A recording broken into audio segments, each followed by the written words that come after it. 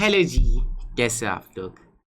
आज की क्लास से हम शुरू करने वाले हैं अपने सीए फाइनल ऑडिटिंग की रिवीजन सीरीज, जिसमें मैं आपको सारे एसेज, सारे चैप्टर्स कवर कराऊंगा A to Z as per ICAI module. हम इसी रिवीजन सीरीज में कुछ कुछ इम्पोर्टेंट क्वेश्चंस भी डिस्कस करेंगे और बहुत सारी चीज़ें हम याद करके चलेंगे। ठीक है जी। आज की पहली वीडियो में हम शुरू करने वाले हैं चैप्टर 1 से, जिसका नाम है क्वालिटी कंट्रोल, जिसमें दो चीज़ें आती हैं, SQC1 और SA220। और आज की वीडियो में मैं तुम्हें पंडित जी वाली कहानी सुनाऊंगा। कहानी से तुम्हें पूरा चैप्टर बहुत बढ़िया तरीके से समझ में भी आएगा और याद भी हो जाएगा। ठीक है जी। जो लोग मेरे को जानते हैं, जिन्होंने क्लासेस ली हैं, जिन्होंने क्लासेस देखी हैं, उन्हें तो ऑलरेडी पता है कि ये कहानी कितनी मस्त है, सारा कुछ याद हो जाता है। और जो लोग मेरे को नहीं जानते हैं, पागल वागल हो क्या, मेरे को क्यों नहीं जानते हो? फिर तुम कहते हो कि ऑडिट मुश्किल लगता है, ऑडिट बोरिंग लगता है, ऑडिट याद नहीं होता। नालायक हो, जानो मेरे को, देखो मेरी वीडियोस और फिर तुम्हें पता चलेगा कि भैया ऑडिट भी बहुत आसान बन सकता है। ठीक है जी। आज की वीडियो देखने के बाद तुम्हें इस बात की गारंटी हो जाएगी, समझ में आ जाएगा कि भैया इससे इंटरेस्टिंग तरीके से कोई तुम्हें ऑडिट नहीं पढ़ा सकता। ठीक है जी। आज हम इस चैप्टर को पूरा कवर करेंगे, अच्छे से कवर करेंगे। क्वेश्चंस भी मैं आपको दिखाऊंगा। अराउंड 10 मार्क्स की इस चैप्टर की वेटेज रहती है और हम इस चैप्टर को आज की वीडियो में पूरा याद करके जाएंगे। ठीक है जी। तो जिन बच्चों ने कहानी सुन रखी है उनके लिए मैं स्क्रीन पे या कमेंट सेक्शन में एक टाइम स्टैम्प डाल दूंगा कि अगर वो कहानी को स्किप करना चाहें तो कहानी को स्किप कर सकते हैं। जिन बच्चों ने कहानी नहीं सुनी है, पहली बार मेरे को देख रहे हैं, तो अब वो मेरे साथ कहानी सुनेंगे, शुरू से वीडियो देखेंगे और अंत तक आते आते आपको सारी चीज़ें याद हो जाएंगी। ठीक है जी। आइए शुरू करते हैं। देखो जी, ये लोग को तुम जानते ही होगे ऑलरेडी, फुकरे में तुमने इनको देखा होगा।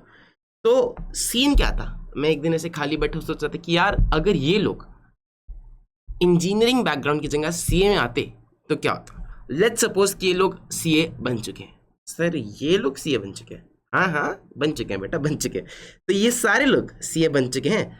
अब उधर पंडित जी का क्या काम था? पैसों का जुगाड़ करने का। सीए लाइन में कौन सबसे ज्यादा आदमी जुगाड़ू होता है? सीए फर्म का पार्टनर। तो पंडित जी ने सोचा कि भैया फुकरे एंड कंपनी खोली जाए। बेसिक नेचर थोड़ी बदलता आदमी का, वो तो सेम ही रहता है। पंडित जी को यहाँ भी जुगाड़ करना है, वहां भी जुगाड़ करते थे, तो पंडित जी ने फुकरे एंड कंपनी खोल ली। अब ये चारों सीएज हैं, इनको बुलाया, अपने साथ मीटिंग करी और इनको बोला कि मैं चाहता हूं कि तुम मेरी फर्म में मेरे साथ पार्टनर बनो। और इन सब को 10% की पार्टनरशिप इन्होंने दे दी। ठीक है जी। 10% की पार्टनरशिप दी तो पंडित जी के पास कितनी पार्टनरशिप बची? 60% की। पंडित जी के पास मेजॉरिटी पार्टनरशिप है। फर्म किसकी है? पंडित जी की। तो पंडित जी इस फर्म के क्या होंगे? Managing partner. क्या होंगे? Managing partner. और फैंसी भाषा में, आजकल स्टार्टअप की भाषा में, इनको तुम CEO भी बोल सकते हो। ठीक है जी। तो पंडित जी हैं इस फर्म के मैनेजिंग पार्टनर, CEO। और हन्नी, चूचा, लाली, जफर, ये सारे लोग हैं पार्टनर्स, ना कि एम्प्लॉय, पार्टनर्स। ठीक है। अब हर एक पार्टनर के नीचे अपनी एक टीम होती है जिसके सहारे वो एंगेजमेंट करता है। अब तुम मुझे बताओ कि इन चारों में से सबसे ज्यादा दो समझदार लोग कौन से लगते हैं तुम्हें? सर एक तो ये हन्नी लगता है और एक ये जफर लगता है। ठीक है। बाकी दो तो नालायक है तुम्हारी तरह। तो अब पंडित जी ने कहा कि ठीक है, हम अपनी फर्म को चालू करते हैं। और शुभ आरंभ में पंडित जी ने क्लाइंट को बोतल में उतारा, उसकी ऑडिट ली। और अब पंडित जी सोच रहे हैं कि भाई किसको ऑडिट दी जाए, हन्नी को दी जाए कि जफर को दी जाए, हन्नी को दी जाए कि जफर को दी जाए। हन्नी ने देख लिया कि पंडित जी कैबिन में बैठे कुछ तो सोच रहे हैं। हन्नी गया, हन्नी ने कहा कि पंडित जी क्या सोच रहे हो? पंडित जी ने बोला कि कुछ नहीं यार, वो एक ऑडिट आई थी, मैं सोच रहा था तेरे को दूं कि जफर को दूं। हन्नी कह रहा यार मेरे को दो ना, कैसी कैसी बातें कर रहे हो, मेरे को तो, मैं अच्छे से करके आऊंगा। पंडित जी कह रहे यार तेरी बातों पे ना इतना विश्वास सा नहीं होता है। हन्नी की ईगो हट होगी। हन्नी ने डिग्री निकाल के देखी, पंडित जी देखो मेरे पास सीए की डिग्री है, मैंने 3 साल आर्टिकलशिप करी है, मैंने अपने सीए फाइनल्स के पेपर क्लियर करे, मैं पूरा सीए हूँ यार, कैसी बातें कर रहे हो? आपको मेरे पे विश्वास नहीं है? मैं अपना काम अच्छे से करूंगा, ईमानदारी से करूंगा, ध्यान से करूंगा, मेरे को सब आता है। पंडित जी कह रहे नहीं वो तो मेरे को पता ही है, ICAI ने पास करा तो कुछ सोच समझ के ही करा, लेकिन तेरी शकल देख के तेरे पे विश्वास नहीं होता कि कल को तूने क्लाइंट से पैसे ले लिए और आके हमें झूठ बोल दिया। तूने जो क्लाइंट के पास फ्रॉड पकड़ा था वो आके हमें बताया ही नहीं, तूने हमें झूठ बोल दिया, तो कल को मैं क्या करूंगा? हन्नी कहता है कि पंडित जी ऐसी बात कर दी, आप बताओ भरोसा कैसे दिलाऊं मैं आपको। पंडित जी ने कहा कि भैया गीता पे हाथ रख के कसम खा, बोल कि मैं जो बोलूंगा सच बोलूंगा, सच के सिवा कुछ नहीं बोलूंगा। हन्नी बिल्कुल वैसा ही करता है, गीता पे हाथ रख के कसम खाता है, बोलता है कि मैं जो बोलूंगा, सच के सिवा कुछ नहीं बोलूंगा। अब पंडित जी को उस पर भरोसा हो जाता है। पंडित जी हन्नी को भेजते हैं, हन्नी जाता है ऑडिट करने, बढ़िया एकदम ऑडिट करता है, और 3-4 साल हो जाते हैं उसको ऑडिट करते करते, सब सही चल रहा है, ठीक है। पंडित जी की फर्म भी थोड़ी बहुत ग्रो करने लगी है। अब एक दिन देखो हन्नी के जीवन में अब किस चीज़ की कमी, लड़का सीए बन गया है, नौकरी लग गई है, ऑडिटर बन गया है, पार्टनरशिप कर रहा है, कमी है तो बस एक छोकरी की।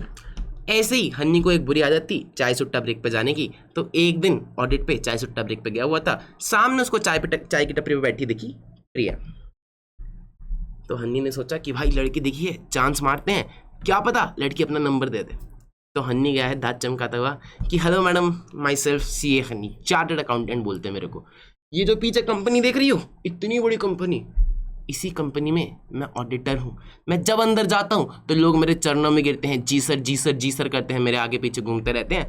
आप तो मेरा दिल आया है, क्या आप मेरे साथ घूमना पसंद करेंगी, बाहर जाना पसंद करेंगी? तुम मुझे एक बात बताओ कि जिस आदमी की शक्ल पे पंडित जी को भी भरोसा नहीं, क्या उसको प्रिया अपना नंबर देना चाहेगी? नहीं।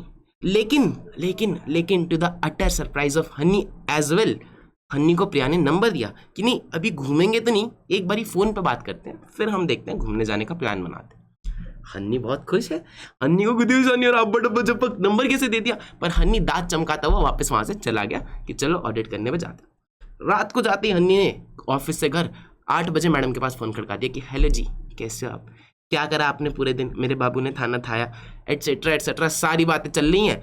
अब हर रोज हन्नी जैसे ही ऑफिस से घर जाता है, रात को मैडम को फोन खड़का देता है, सारी बातें मैडम के साथ कर रहा है, दिन में 3-3 4-4 घंटे मैडम के साथ बातें कर रहा है। तुम मुझे एक बात बताओ, तुम्हारे जीवन में क्या इंटरेस्टिंग है जो तुम 4 घंटे के साथ बात करोगे? हमारे जीवन में तो क्या ही है, बस पढ़ाई करते रहते सारे दिन। हाँ, तो हन्नी के जीवन में भी क्या इंटरेस्टिंग है, वो भी तो सीए बन रहा है, उसने भी तो सीए बनने के बाद ऑडिट ही करी है, ऑडिट ही कर रहा है वो सारे दिन, घर जाके फोन खड़का दे रहा है, 4-4 घंटे बात क्या कर रहा है? हन्नी के पास कुछ बात ही नहीं करने को। तो हन्नी ने क्या किया भाई साहब, ऑफिस की बातें करनी चालू करी कि आज ना मैंने इस आदमी को धमका दिया, मैंने उससे वो फलानी फाइल मंगाई, उसमें को बिल कम मिला तो मैंने उसको फिर धमका दिया, फिर वो जी सर करके माफ़ी मांग रहा था तो मेरा दिल पिघल गया। फिर मैंने देखा कि भैया ये यहाँ से सामान मंगाते हैं, बहुत महंगा सामान मंगा रहे हैं, पर फिर मुझे लगा अपना क्या। ऐसे कर करके हन्नी उसको सारी बातें बता दे रहा है कि भैया उसने कौन सा बिल मंगाया, कौन से बिल में क्या देखा, कितने अमाउंट की परचेज देखी, एटसेट्रा एटसेट्रा, क्या चेक किया। क्या ये बोरिंग बातें सुनने में किसी को मजा आएगा? नहीं। पर प्रिया मैडम 4-4 घंटे इसकी बातें सुन रही है, हन्नी को लग रहा है कि ओहो हो सच्चा प्यार मुझे मिल ही गया आखिरकार। दाल में कुछ तो काला है, दाल में कुछ तो काला है। पता चलता है बाद में हमें, हन्नी को नहीं, मैं तुम्हें बता रहा हूं कि वो जो प्रिया है ना, प्रिया वो कॉम्पिटिटर कंपनी की मैनेजमेंट के साथ मिली हुई है, वहीं पे काम करती है। तो जो जो इन्फॉर्मेशन हन्नी उसको देता है वो प्रिया जाके अपनी मैनेजमेंट को दे देती है, मैनेजमेंट उसके बदले प्रिया को गांधी जी दे देते हैं। तो प्रिया का सही चल रहा है, प्रिया इन्फॉर्मेशन ले रही है, मैनेजमेंट को पास ऑन कर रही है। अब इन्फॉर्मेशन का मैनेजमेंट क्या करेगी? कॉम्पिटिटर कंपनी के मैनेजमेंट है साहब, उसको पता चलेगा कि भैया इनके ये कस्टमर्स है, सबसे पहले कस्टमर्स के पास जाएगी कि साहब ये क्या कचरा खरीद रहे हो आप, उससे बेहतर सामान 20% डिस्काउंट में मैं आपको देती हूँ, आप लेके तो देखो एक बारी। कस्टमर तोड़ेगी, सप्लायर के पास पहुंच जाएगी, सारे ट्रेड सीक्रेट्स पता चल जाएंगे। तो मैनेजमेंट की इंफॉर्मेशन लीक हो जाना बहुत ही गलत और खराब बात है, बहुत ही बड़ा नुकसान इससे पहुंच सकता है। लेकिन हन्नी को क्या, हन्नी को तो लग रहा है कि इसको मेरा सच्चा प्यार मिल गया, हन्नी सारी बातें प्रिया मैडम को बताई जा रहा है। फिर एक दिन ऐसे क्या हुआ कि हन्नी ने फ़ोन किया और हन्नी, प्रिया पूछते हैं कि आज क्या किया। हन्नी कहते हैं कि कुछ नहीं, बस अब तो ऑडिट खत्म हो गई है, सब कुछ सही लिख रहा है, तो मैं अब 2-4 दिन में रिपोर्ट प्रिपेयर करके उनको दे दूंगा कि financial statements presents a true and fair view. जैसा हन्नी ने बताया था वैसी बात प्रिया ने जाके अपनी मैनेजमेंट को बता दी। मैनेजमेंट ने बोला, कॉम्पिटिटर कंपनी की मैनेजमेंट ने बोला कि नहीं प्रिया ये तो अनर्थ हो जाएगा, उसको तुम कन्विंस करो कि वो ये लिख के दे कि financial statement does not present a true and fair view, वो ये लिख के दे कि फाइनेंशियल स्टेटमेंट सही नहीं है। क्योंकि अगर वो ये लिख देगा कि सही है तो फिर तो शेयर होल्डर्स का भरोसा अगेन उसी कंपनी पे बढ़ेगा। तो हम तो ये चाहते हैं कि उस कंपनी का नुकसान हो। तो प्रिया तुम हन्नी को कन्विंस करो कि वो लिख के दे financial statements does not present a true and fair view. Priya कहती है ये मैं कैसे कर पाऊंगी, वो कोई मेरी इतनी बात थोड़ी ना मानेगा, वो तो मेरे से जस्ट अभी कुछ टाइम पहले मिला है, मैनेजमेंट ने कहा प्रिया देखो ऐसी बात है, ये प्रोजेक्ट हमारे लिए बहुत ही ज़्यादा ज़रूरी है, हम तुम्हें 4 गुना पैसे देंगे अगर तुमने हन्नी को कन्विंस कर लिया। 4 गुना पैसे सुन के प्रिया की आंखों पे लालच की पट्टी बनती है और प्रिया को लगता है कि एक बार कोशिश करके तो देखते हैं। तो आज पहली बार 8 बजे प्रिया मैडम का फ़ोन आया हन्नी जी के पास, हेलो हन्नी कैसे हो आप। हन्नी ने कहा अरे अरे आज तुझे मेरी याद कैसे आ गई। मैं बहुत बढ़िया, आप बताओ आप कैसे हो। अच्छा एक बात तो बता, मैं तुझे कैसी लगती हूँ। अरे तू मेरे को बहुत बढ़िया लगती है, ये कैसे पूछने की बात है। तो अगर मैं कुछ मांगूंगी तो मुझे देगा क्या। हाँ हाँ जान भी दे देंगे तुम्हारे लिए, तू बता क्या चाहिए। नहीं सही बता। अरे बिल्कुल तू बोलना तुझे क्या चाहिए। तो फिर एक काम करना, कल जो तू ऑडिट रिपोर्ट लिखने वाला है उस पर लिखना the financial statement does not present a true and fair view. Honey कहता पर ये मैं कैसे लिख पाऊंगा, ये तो नहीं हो पाएगा। अभी तो तू कहता कि मैं चांद तारे तोड़ लाऊंगा, जान भी दे दूंगा, ये कर दूंगा वो कर दूंगा, अब तू इतनी से बात नहीं कर पा रहा। अब तो मुझे हमारे प्यार का सबूत चाहिए। अब तो तू कल मेरे को फोन तभी करना जब तू ये लिख देगा financial statement does not present a true and fair view, otherwise हमारा ब्रेकअप। इतने में प्रिया ने फोन काट दिया। हन्नी की कोई बात सुनी ही नहीं। क्या हन्नी ये बातें लिख सकता है the financial statement does not present a true and fair view. अरे नहीं लिख सकता। क्यों नहीं लिख सकता, क्योंकि एविडेंस चाहिए होता है, एविडेंस उसके पास है ही नहीं। तो हन्नी मुसीबत में है। और जब हन्नी परेशान है तो हन्नी कहाँ जाएगा, लिटिल ड्रिंक करने। तब हन्नी गया रात को बार में और बैठ के सोच रहा है कि क्या करे क्या करे क्या करे। देखो नौकरी भी हाथ से नहीं जानी चाहिए और छोकरी भी हाथ से नहीं जानी चाहिए, तो कुछ तो रास्ता निकालना पड़ेगा। हन्नी लिटिल लेने गया था, 4 बोतल डाउन हो गया। रात के बज रहे हैं 2 और 2 बजे उसे एक कमाल का आइडिया आता है कि यार अगर मैं चेकिंग बहुत ज़्यादा डिटेल में कर दूँ, अगर मैं सैम्पल साइज बहुत ज़्यादा बढ़ा दूँ तो हो सकता है गलतियाँ मिल जाए, और अगर गलतियाँ मिल जाएंगी तो मैं उस बेसिस पे बोल दूँ financial statement does not present a true and fair view. ये आइडिया हन्नी को बहुत बढ़िया लगता है। हन्नी एक और बोतल उठाता है, सीधा गाड़ी में बैठता है, कहता कुछ नहीं बस मेहनत ज़्यादा करनी पड़ेगी, वो तो हम कर ही लेंगे, सीए में कर ही रहे हैं। सीधा गाड़ी में बैठता है, भाई साहब 180 की स्पीड पे सारी रेड लाइट जंप करते हुए, ड्रिंक एंड ड्राइव करते हुए कंपनी गेट पे पहुंच जाता है। कंपनी के गेट पे पहुंचता है, सिक्योरिटी गार्ड को उठाता है कि उठ बे सारी फाइलें ला के दे। वो कहता है मालिक सुबह के 4 बज रहे हैं। कौन है मालिक यहाँ पे, मैं हूँ, तू है। नहीं मालिक आप ही हो, तो नौकरी पैरे नहीं कहते को, जा फाइलें ला के दे। हन्नी सिक्योरिटी गार्ड से बदतमीजी से बात करता है, सिक्योरिटी गार्ड उसे सारी फाइलें लाके दे देता है। हन्नी चेकिंग करता है दिन रात, तो हन्नी को मिल जाता है एक बहुत बड़ा फ्रॉड। ठीक है जी, अब हन्नी बहुत खुश है कि नौकरी भी बच गई और छोकरी भी रह जाएगी। नाम तो मार्केट में इतना हो जाएगा कि भैया इतना छुपा हुआ फ्रॉड हन्नी जैसे होटल ने निकाल के दिखा दिया, तो अब तो चांदी ही चांदी, सब तरफ से चांदी ही चांदी। ठीक है, अब तुम मुझे एक बात बताओ कि अगर एक सीए ऐसी गंदी हरकतें करेगा, ड्रिंक एंड ड्राइव करेगा, रेड लाइट तोड़ेगा, बदतमीजियां करेगा, कॉन्फिडेंशियलिटी इंफॉर्मेशन सारी लीक कर देगा, तो आईसीआई कितने दिन चलेगा। अरे कितने दिन नहीं चलेगा, तुम्हारे सीए बनने से पहले खत्म हो जाएगा आईसीआई। तो अब आईसीआई ने देखा कि भैया ऐसी हरकतें नहीं हो, तो आईसीएआई ने बनाया एक कोड ऑफ एथिक्स जिसमें डाले कुछ फंडामेंटल प्रिंसिपल्स जो हर एक सीए को कंप्लाई करने होते हैं। लाओ दिखाओ मैं तुम्हें फंडामेंटल प्रिंसिपल्स। आईसीआई ने बनाया कोड ऑफ एथिक्स, उसमें डाले कुछ फंडामेंटल प्रिंसिपल्स। आईसीआई ने पहला प्रिंसिपल डाला professional competence and due care. जब हन्नी ने कहा था कि पंडित जी देखिए मैं एकदम कॉम्पिटेंट हूँ, मैं पूरा सीए हूँ, मैंने आर्टिकलशिप करी है, फाइनल का डिग्री है, तो आईसीआई ने डाला कि भैया सामने वाला आदमी होना चाहिए प्रोफेशनल कॉम्पिटेंट, यानी कि आज के टाइम पे जो भी लॉ प्रिवेल कर रहे हैं उसके हिसाब से वो अपडेटेड हो और अपना काम करे पूरे ध्यान के साथ, ड्यू केयर के साथ। फिर हन्नी ने कसम खाई थी कि मैं जो बोलूँगा सच बोलूँगा, सच के सिवा कुछ नहीं बोलूँगा। आईसीआई ने डाला कि भैया हर एक प्रोफेशनल को हमेशा सिर्फ सच बोलना है, इंटीग्रिटी मेंटेन करके रखनी है। हनी ने क्या किया, सारी इन्फॉर्मेशन अपनी गर्लफ्रेंड को लीक कर दी। आईसीआई ने लिखा कॉन्फिडेंशियलिटी मेंटेन करके रखो, कोई भी इन्फॉर्मेशन कंपनी से बाहर नहीं जानी चाहिए। हनी ने क्या किया, गर्लफ्रेंड की बातों में आ गया। गर्लफ्रेंड ने कहा कि बेटा अगर लिख के नहीं देगा तो हमारा ब्रेकअप। हनी हाथ पैर जोड़ रहा था, आईसीआई ने बोला ऑब्जेक्टिविटी मेंटेन करके रखो। ऑब्जेक्टिविटी मेंटेन करके रखो यानी कि किसी की बातों के बहकावे में तुम्हें नहीं आना है, जो तुम्हारी प्रोफेशनल जजमेंट है वैसी ही बना के तुम्हें देनी। Last is professional behaviour. ICI ने बोला कि बेटा लॉ एंड रेगुलेशंस का कंप्लायंस करो, उन्हें तोड़ो नहीं, रेड लाइट जंप करो नहीं, बदतमीजी से बात करो नहीं, प्रोफेशनल बिहेवियर रखो। These are the 5 fundamental principles. Video post करो, इस फोटो को निहार लो, 5 के 5 फंडामेंटल प्रिंसिपल्स अभी के अभी तुम्हें याद हो जाएंगे। Professional competence and due care, integrity, confidentiality, objectivity, professional behaviour. Photos तुम्हारी आंखों के सामने चलेंगी अगर तुम ये 2 मिनट निहार लोगे। ठीक है जी, 5 फंडामेंटल प्रिंसिपल्स, ये हर एक प्रोफेशनल अकाउंटेंट, चार्टर्ड अकाउंटेंट को फॉलो करने हैं। बात समझ में आती है? आओ जरा अपनी कहानी पे वापस चलते हैं। हन्नी ने ये सारा कांड किया, ये सारी बातें उड़ते उड़ते पंडित जी के कानों तक पहुंच गई। दुनिया बहुत खराब है, दीवारों के भी कान होते हैं, पंडित जी के कानों तक भी ये सारी बातें पहुंच गई। पंडित जी अपना माथा पकड़ के बैठे कि क्या कर रहा है नालायक, सारी फर्म के नाम की नैया डुबोएगा। पंडित जी माथा पकड़ के बैठे हैं, इतने में जफर भाई आते हैं। वो देखते हैं कि पंडित जी क्या हो गया, क्यों परेशान लग रहे हो? अरे जफर भाई तुमको पता नहीं क्या हन्नी ने क्या क्या कांड कर दिया? अरे अरे हाँ हाँ वो तो पता चला मुझे। तो जफर भाई अब आप देखो ना कि फर्म कैसे चलाएंगे, नया क्लाइंट कैसे लाएंगे, हन्नी ने तो डुबो दिया सब कुछ। जफर कहता है कि नहीं नहीं पंडित जी आप परेशान मत हो, एक काम करो, आप आराम से चिल मारो, मैं एक नया और बहुत बड़ा सा क्लाइंट ढूंढ के लाता हूँ जिससे हमारी फर्म का बहुत नाम होगा, बहुत पैसा कमाएंगे हम। ठीक है जफर भाई आप देखिए, आप ही अब मेरी फर्म की आखिरी उम्मीद हो, बाकी दोनों से तो मेरे को वैसे भी कोई उम्मीद नहीं। जफर कहता है कि चिंता मत करो पंडित जी, मैं एक बढ़िया सा क्लाइंट ढूंढ के लाता हूँ। अब जफर भाई साहब पूरी रिसर्च करने बैठता है और देखता है कि शहर में सबसे ज़्यादा पैसा है किसके पास। शहर में सबसे ज़्यादा पैसा वाला एक क्लाइंट उसको मिलता है, एक आदमी उसको मिलता है। जफर उसका एड्रेस निकालता है, गूगल मैप पर डालता है और जाने लगता है। जफर जा रहा है, एक गली में मुड़ता है। अब उस गली में अंदर जैसे जैसे जाता है, उसने इधर देखते हैं मिसिंग के पोस्टर, ये फलाना आदमी गायब है, ये फलाना आदमी गायब है।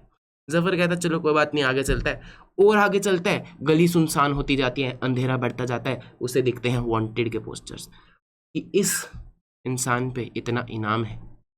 जफर को थोड़ा डर लगने लगता है कि मैं सही जगह तो आया हूँ ना, ये गूगल मैप कुछ भी दिखाता है। लेकिन जफर को राइट में दिखता है एक बड़ा सा बंगला, आलीशान बंगला। तो जफर को लगता है कि शायद यही वो क्लाइंट है। जफर अंदर जाता है, अंदर जाके देखता है शीशे वाले कैबिन है। शीशे वाले कैबिन के अंदर घुसता है तो सामने उसको एक औरत बैठी दिखती है, टेबल पे पैर रखा हुआ था उसने, फुल एटीट्यूड में एक औरत बैठी थी। वो औरत अपने चेहरे के आगे से किताब हटाती है तो जफर को दिखता है अरे ये तो वही मोहतरमा है जो बाहर वांटेड के पोस्टर पे जिनकी फोटो छपी हुई थी। अब जफर कांपने लगता है कि ये मैं कहाँ आ गया, ये तो बहुत गलत जगह आ गया, ये तो पक्का इनका वसूली का कुछ धंधा है, तभी इनके पास इतना पैसा है, तो मैं गलत जगह आ गया। इतने में भोली पंजाबन बोल पड़ती है, वो औरत थी भोली पंजाबन बोल पड़ती है कि सुन बे कौन है तू और यहाँ अंदर कैसे आ गया? तो अब जफर क्या करे, जफर बताने लगता है कि जी वो मैं ऑडिटर हूँ, ऑडिटर सीए। तो ऑडिटर क्या होता है कि कंपनी जो होती है, पता नहीं क्या मेरे को ऑडिटर कौन होता है, सब पता है मेरे को, हम अपनी कंपनी की ऐसा ऑडिट करा नहीं लग रहे, धूप में बाल सफ़ेद थोड़ी हो मेरे, सारा कुछ पता है मेरे को। और तेरी किस्मत बहुत अच्छी है कि हम एक नया ऑडिटर ढूंढ ही रहे थे और तू आ गया, तो इस बार की ऑडिट हम तेरे से करा लेंगे, लगता है भगवान का कोई इशारा। जफर बहुत खुश कि मैं तो फालतू में डर रहा था, बढ़िया क्लाइंट मिला, ज़्यादा पैसे वाला क्लाइंट मिला। भोली पंजाबन इतने में अपने पीछे खड़े 2 बॉडीगार्ड से कहती कि वो जाओ वो प्रिंटर में से पन्ने निकाल के लाओ। वो पन्ने निकाल के लाते हैं, जफर के सामने रख देते हैं, एक P&L, एक बैलेंस शीट, एक कैश फ्लो, और बोलते हैं जफर को ले कर दे साइन, कर दे ऑडिट। जफर कहता है अरे मैडम कैसी बातें कर रहे हो, साइन ही तो करना है, अभी कर देंगे आप, एक बार हम पहले थोड़ी फीस की बात कर लें और आप काम क्या करते हो उसकी बात कर लें। जफर को समझ में आ गया था कि करती तो वसूली का धंधा है, और मैडम कहती कि फीस की क्या बात करनी, चिंता मत कर, कैसी बातें कर रहा है, पैसा बहुत है, पूरा पैसा देंगे तेरे को, कम पैसा नहीं देते हम किसी को, दिल बहुत बड़ा हमारा। जफर कहता है अरे फिर भी बताइए तो कितनी फीस? पूरे 150 रुपये देंगे तेरे को। मैडम 150 रुपये? 150 रुपये में कैसे होगा मैडम, हम टीम लाएंगे, चेकिंग करेंगे, 150 रुपये में नहीं हो पाएगा मैडम, 150 रुपये की ऑडिट की फीस थोड़ी होती है। शाना मत बन, तेरे को बोला क्या चेकिंग करने को, तेरे को सीधा बोला साइन करने को। कितने पैसे की खर्चा करेगा साइन में? 25 पैसा की। कितना देरी में तेरे को? 150 रुपये। जा मस्त लाली की दुकान पे आराम से छोले भटूरे खा के जाइयो, ऑटो में बैठ के वापस अपने घर पहुंच जाइयो, साइन कर दे बस। इतना हाई रिटर्न ऑन इन्वेस्टमेंट कहाँ मिलेगा तेरे को? अब जफर को समझ नहीं आ रहा कि एक चल क्या रहा। फिर जफर वहां से निकलने की कोई तरकीब ढूंढता है, वो दिमाग लगाता है, कहता है मैडम एक बात तो बताओ कि आपका ये धंधा तो वसूली का है, आप फाइनेंशियल स्टेटमेंट्स कैसे बना सकते हो? आप ये थोड़ी दिखाओगे रेवेन्यू में वसूली करी हमने 1 करोड़ की, आप बना कैसे रहे हो? मैडम ने कहा कि बेटा वसूली का धंधा नहीं है, बहुत धंधे हमारे, बहुत क्रिमिनल एक्टिविटी है, पेट में चाकू भी घोंप देते हैं, रामपुरी अंदर बार भी कर देते हैं, सारी क्रिमिनल एक्टिविटीज हम करते हैं और साथ में मनी लॉन्ड्रिंग भी करते हैं, तो सारे काले धन को हम सफेद कर देते हैं, तो उन सब के चक्कर में पड़, तो अपना साइन कर। अब जफर टेंशन में आ गया कि मैं करूँ तो क्या करूँ। जफर ने बोला कि नहीं मैडम, हाँ मैं आपके साइन पक्का कर देता, मेरा ना एक लकी पेन है, लकी पेन, वो मैं ऑफिस में भूल गया, मैं एक बारी फटाफट से जाता हूँ लेके आता हूँ लकी पेन, और फिर मैं आके आपके साइन कर दूंगा। मैडम कहिए अच्छा ये ले ले, तू पेन ले बेटा, तू 2 पेन ले और साइन कर दे फटाफट। मैडम आज ना मेरी थोड़ी तबीयत से ठीक नहीं लग रही, आप एक काम करो ना, आपके जो पुराने ऑडिटर्स हैं आप उन्हीं से साइन करा लो, आप मुझे क्यों लेना चाहते हो? मैडम कहती है कि बेटा वो जो पुराने ऑडिटर्स हैं ना, वो भी एक दिन ऐसी बकवास पेल रहे थे, तब से वो मिसिंग है, बाहर देखे होंगे तूने मिसिंग के पोस्टर्स, तो पता नहीं कहाँ गए, तू देख रहे थे को साइन करने के लिए, हम कोई ज़बरदस्ती थोड़ी कर रहे हैं। अब जफर को समझ नहीं आ रहा कि करे क्या नहीं, करता क्या ना करता, वो बेचारा साइन करके ही आया। जफर भाई ढूंढने तो गए थे क्लाइंट, साइन करके आए ऑडिट रिपोर्ट पे। ऐसे ऐसे भाई साहब एक कांड हन्नी ने कर दिया, एक कांड जफर ने कर दिया, ये खबर भी उड़ते उड़ते पंडित जी के कानों तक पहुंची। पंडित जी को समझ नहीं आ रहा कि ये चल क्या रहा है जीवन में। तुम मुझे एक बात बताओ, जैसा क्लाइंट जफर ने ढूंढा, क्या तुम वैसा क्लाइंट ढूंढना चाहोगे? क्या तुम्हें वैसा क्लाइंट चाहिएगा? चलेगा अपनी सी फर्म में? नहीं चलेगा। तो आईसीआई ने साफ साफ शब्दों में लिख के दिया, SQC1 साफ साफ शब्दों में लिखता है कि बेटा क्लाइंट ऑन बोर्ड करने से पहले क्लाइंट के बारे में कुछ कुछ चीज़ें देख लेना। क्या देख लेना? क्लाइंट की इंटीग्रिटी, कि क्लाइंट सच्चा है कि नहीं, ये सारी चीज़ें देख लेना। हमारी कहानी में जफर भाई को सबसे पहले क्या दिखा था? वांटेड के पोस्टर्स। फिर उसे पता चला कि भैया इनका वसूली का धंधा है। वो मैडम बैठी थी टेबल पे पैर रख के, मैडम ने कहा 150 रुपया देगा, फीस इतनी कम देगा। फिर मैडम ने कहा सिर्फ साइन करो, चेकिंग वेकिंग की कोई ज़रूरत नहीं है। फिर मैडम ने कहा हमारा मनी लॉन्ड्रिंग क्रिमिनल एक्टिविटीज सारी चीज़ों का धंधा है, और पिछले वाले ऑडिटर ने जिस दिन से मना किया वो बेचारा तब से मिसिंग है। आईसीआई ने बोला कि भैया आप देखो क्लाइंट को लाने से पहले उसकी बिजनेस की रेप्यूटेशन कैसी है, वो काम क्या करता है, उसका नेचर ऑफ बिजनेस क्या है, ट्रेडिंग है, मैन्युफैक्चरिंग है, सर्विस है, करता क्या है। आप देखो कि मैनेजमेंट का एटीट्यूड कैसा है towards interpretation of as, towards accounting standards, कि क्या मैनेजमेंट अकाउंटिंग स्टैंडर्ड्स को ऐसे इंटरप्रेट करती है जिनसे उसका फायदा हो, सही या गलत उसको कोई फर्क नहीं पड़ता। क्या मैनेजमेंट बहुत ज्यादा कंसर्न है fees as low as possible से? मैनेजमेंट आपकी फीस क्यों कम करना चाहिए? मैनेजमेंट अगर आपकी फीस बहुत ज़्यादा कम करेगी तो इवेंचुअली सीए फर्म के पार्टनर को भी अपनी कॉस्ट कटिंग करनी पड़ेगी, वो कम लोगों को भेजेगा, कम आवर्स डिवोट करेगा इस क्लाइंट पे, और अगर कम आवर्स डिवोट करेगा तो चांसेस हैं कि जो फ्रॉड मैनेजमेंट ने पकड़ा होगा वो पकड़ में नहीं आएगा। बात समझ में आई? एटीट्यूड कैसा है मैनेजमेंट का towards interpretation of accounting standard? Revenue recognition में ये लिखा है अकाउंटिंग स्टैंडर्ड्स में कि revenue should be recognised when earned, कि रिकॉग्नाइज तभी करना जब अर्न किए हो। मैनेजमेंट इसको ऐसे इंटरप्रेट करती है कि भैया मेरे पास ऑर्डर आ गया तो मैंने तो कमा ली है। अरे ऑर्डर वापस भी तो आ सकता है, कस्टमर रिटर्न भी कर सकता है, डिलीवरी ही ना ले, कुछ भी हो सकता है, लेकिन मैनेजमेंट ने कहा कि भैया ऑर्डर आ गया तो हमने कमा लिया, तो हमने तो रेवेन्यू डाल दिया। कैपिटलाइजेशन ऑफ एक्सपेंडिचर में लिखा है कि भैया सिर्फ वो एक्सपेंडिचर कैपिटलाइज होंगे जिससे आपको फ्यूचर इकोनॉमिक बेनिफिट्स मिले, ऐसा एएस का कहना है। मैनेजमेंट ने कहा कि साहब एडवर्टाइजमेंट को भी कैपिटलाइज करना चाहिए क्योंकि इससे ब्रांड बिल्ड हो रहा है और ब्रांड हमें फ्यूचर में बहुत फायदा देगा, तो मैनेजमेंट कैपिटलाइज कर दे रही है। अरे सारी चीजें मैनेजमेंट फालतू इंटरप्रिटेशन निकाल दी है, जबरदस्ती वो इंटरप्रिटेशन निकाल रही है जिससे कि प्रॉफिट बढ़े। एडवर्टीजमेंट कभी भी कैपिटलाइजेशन में जाता है नहीं, रेवेन्यू में जाता है, लेकिन मैनेजमेंट मानने को तैयार ही नहीं। तो ऐसे क्लाइंट के पास तुम जाओ ही मत, उसको एक्सेप्ट करो ही मत, फालतू में पंगे करेगा तुम्हारे साथ।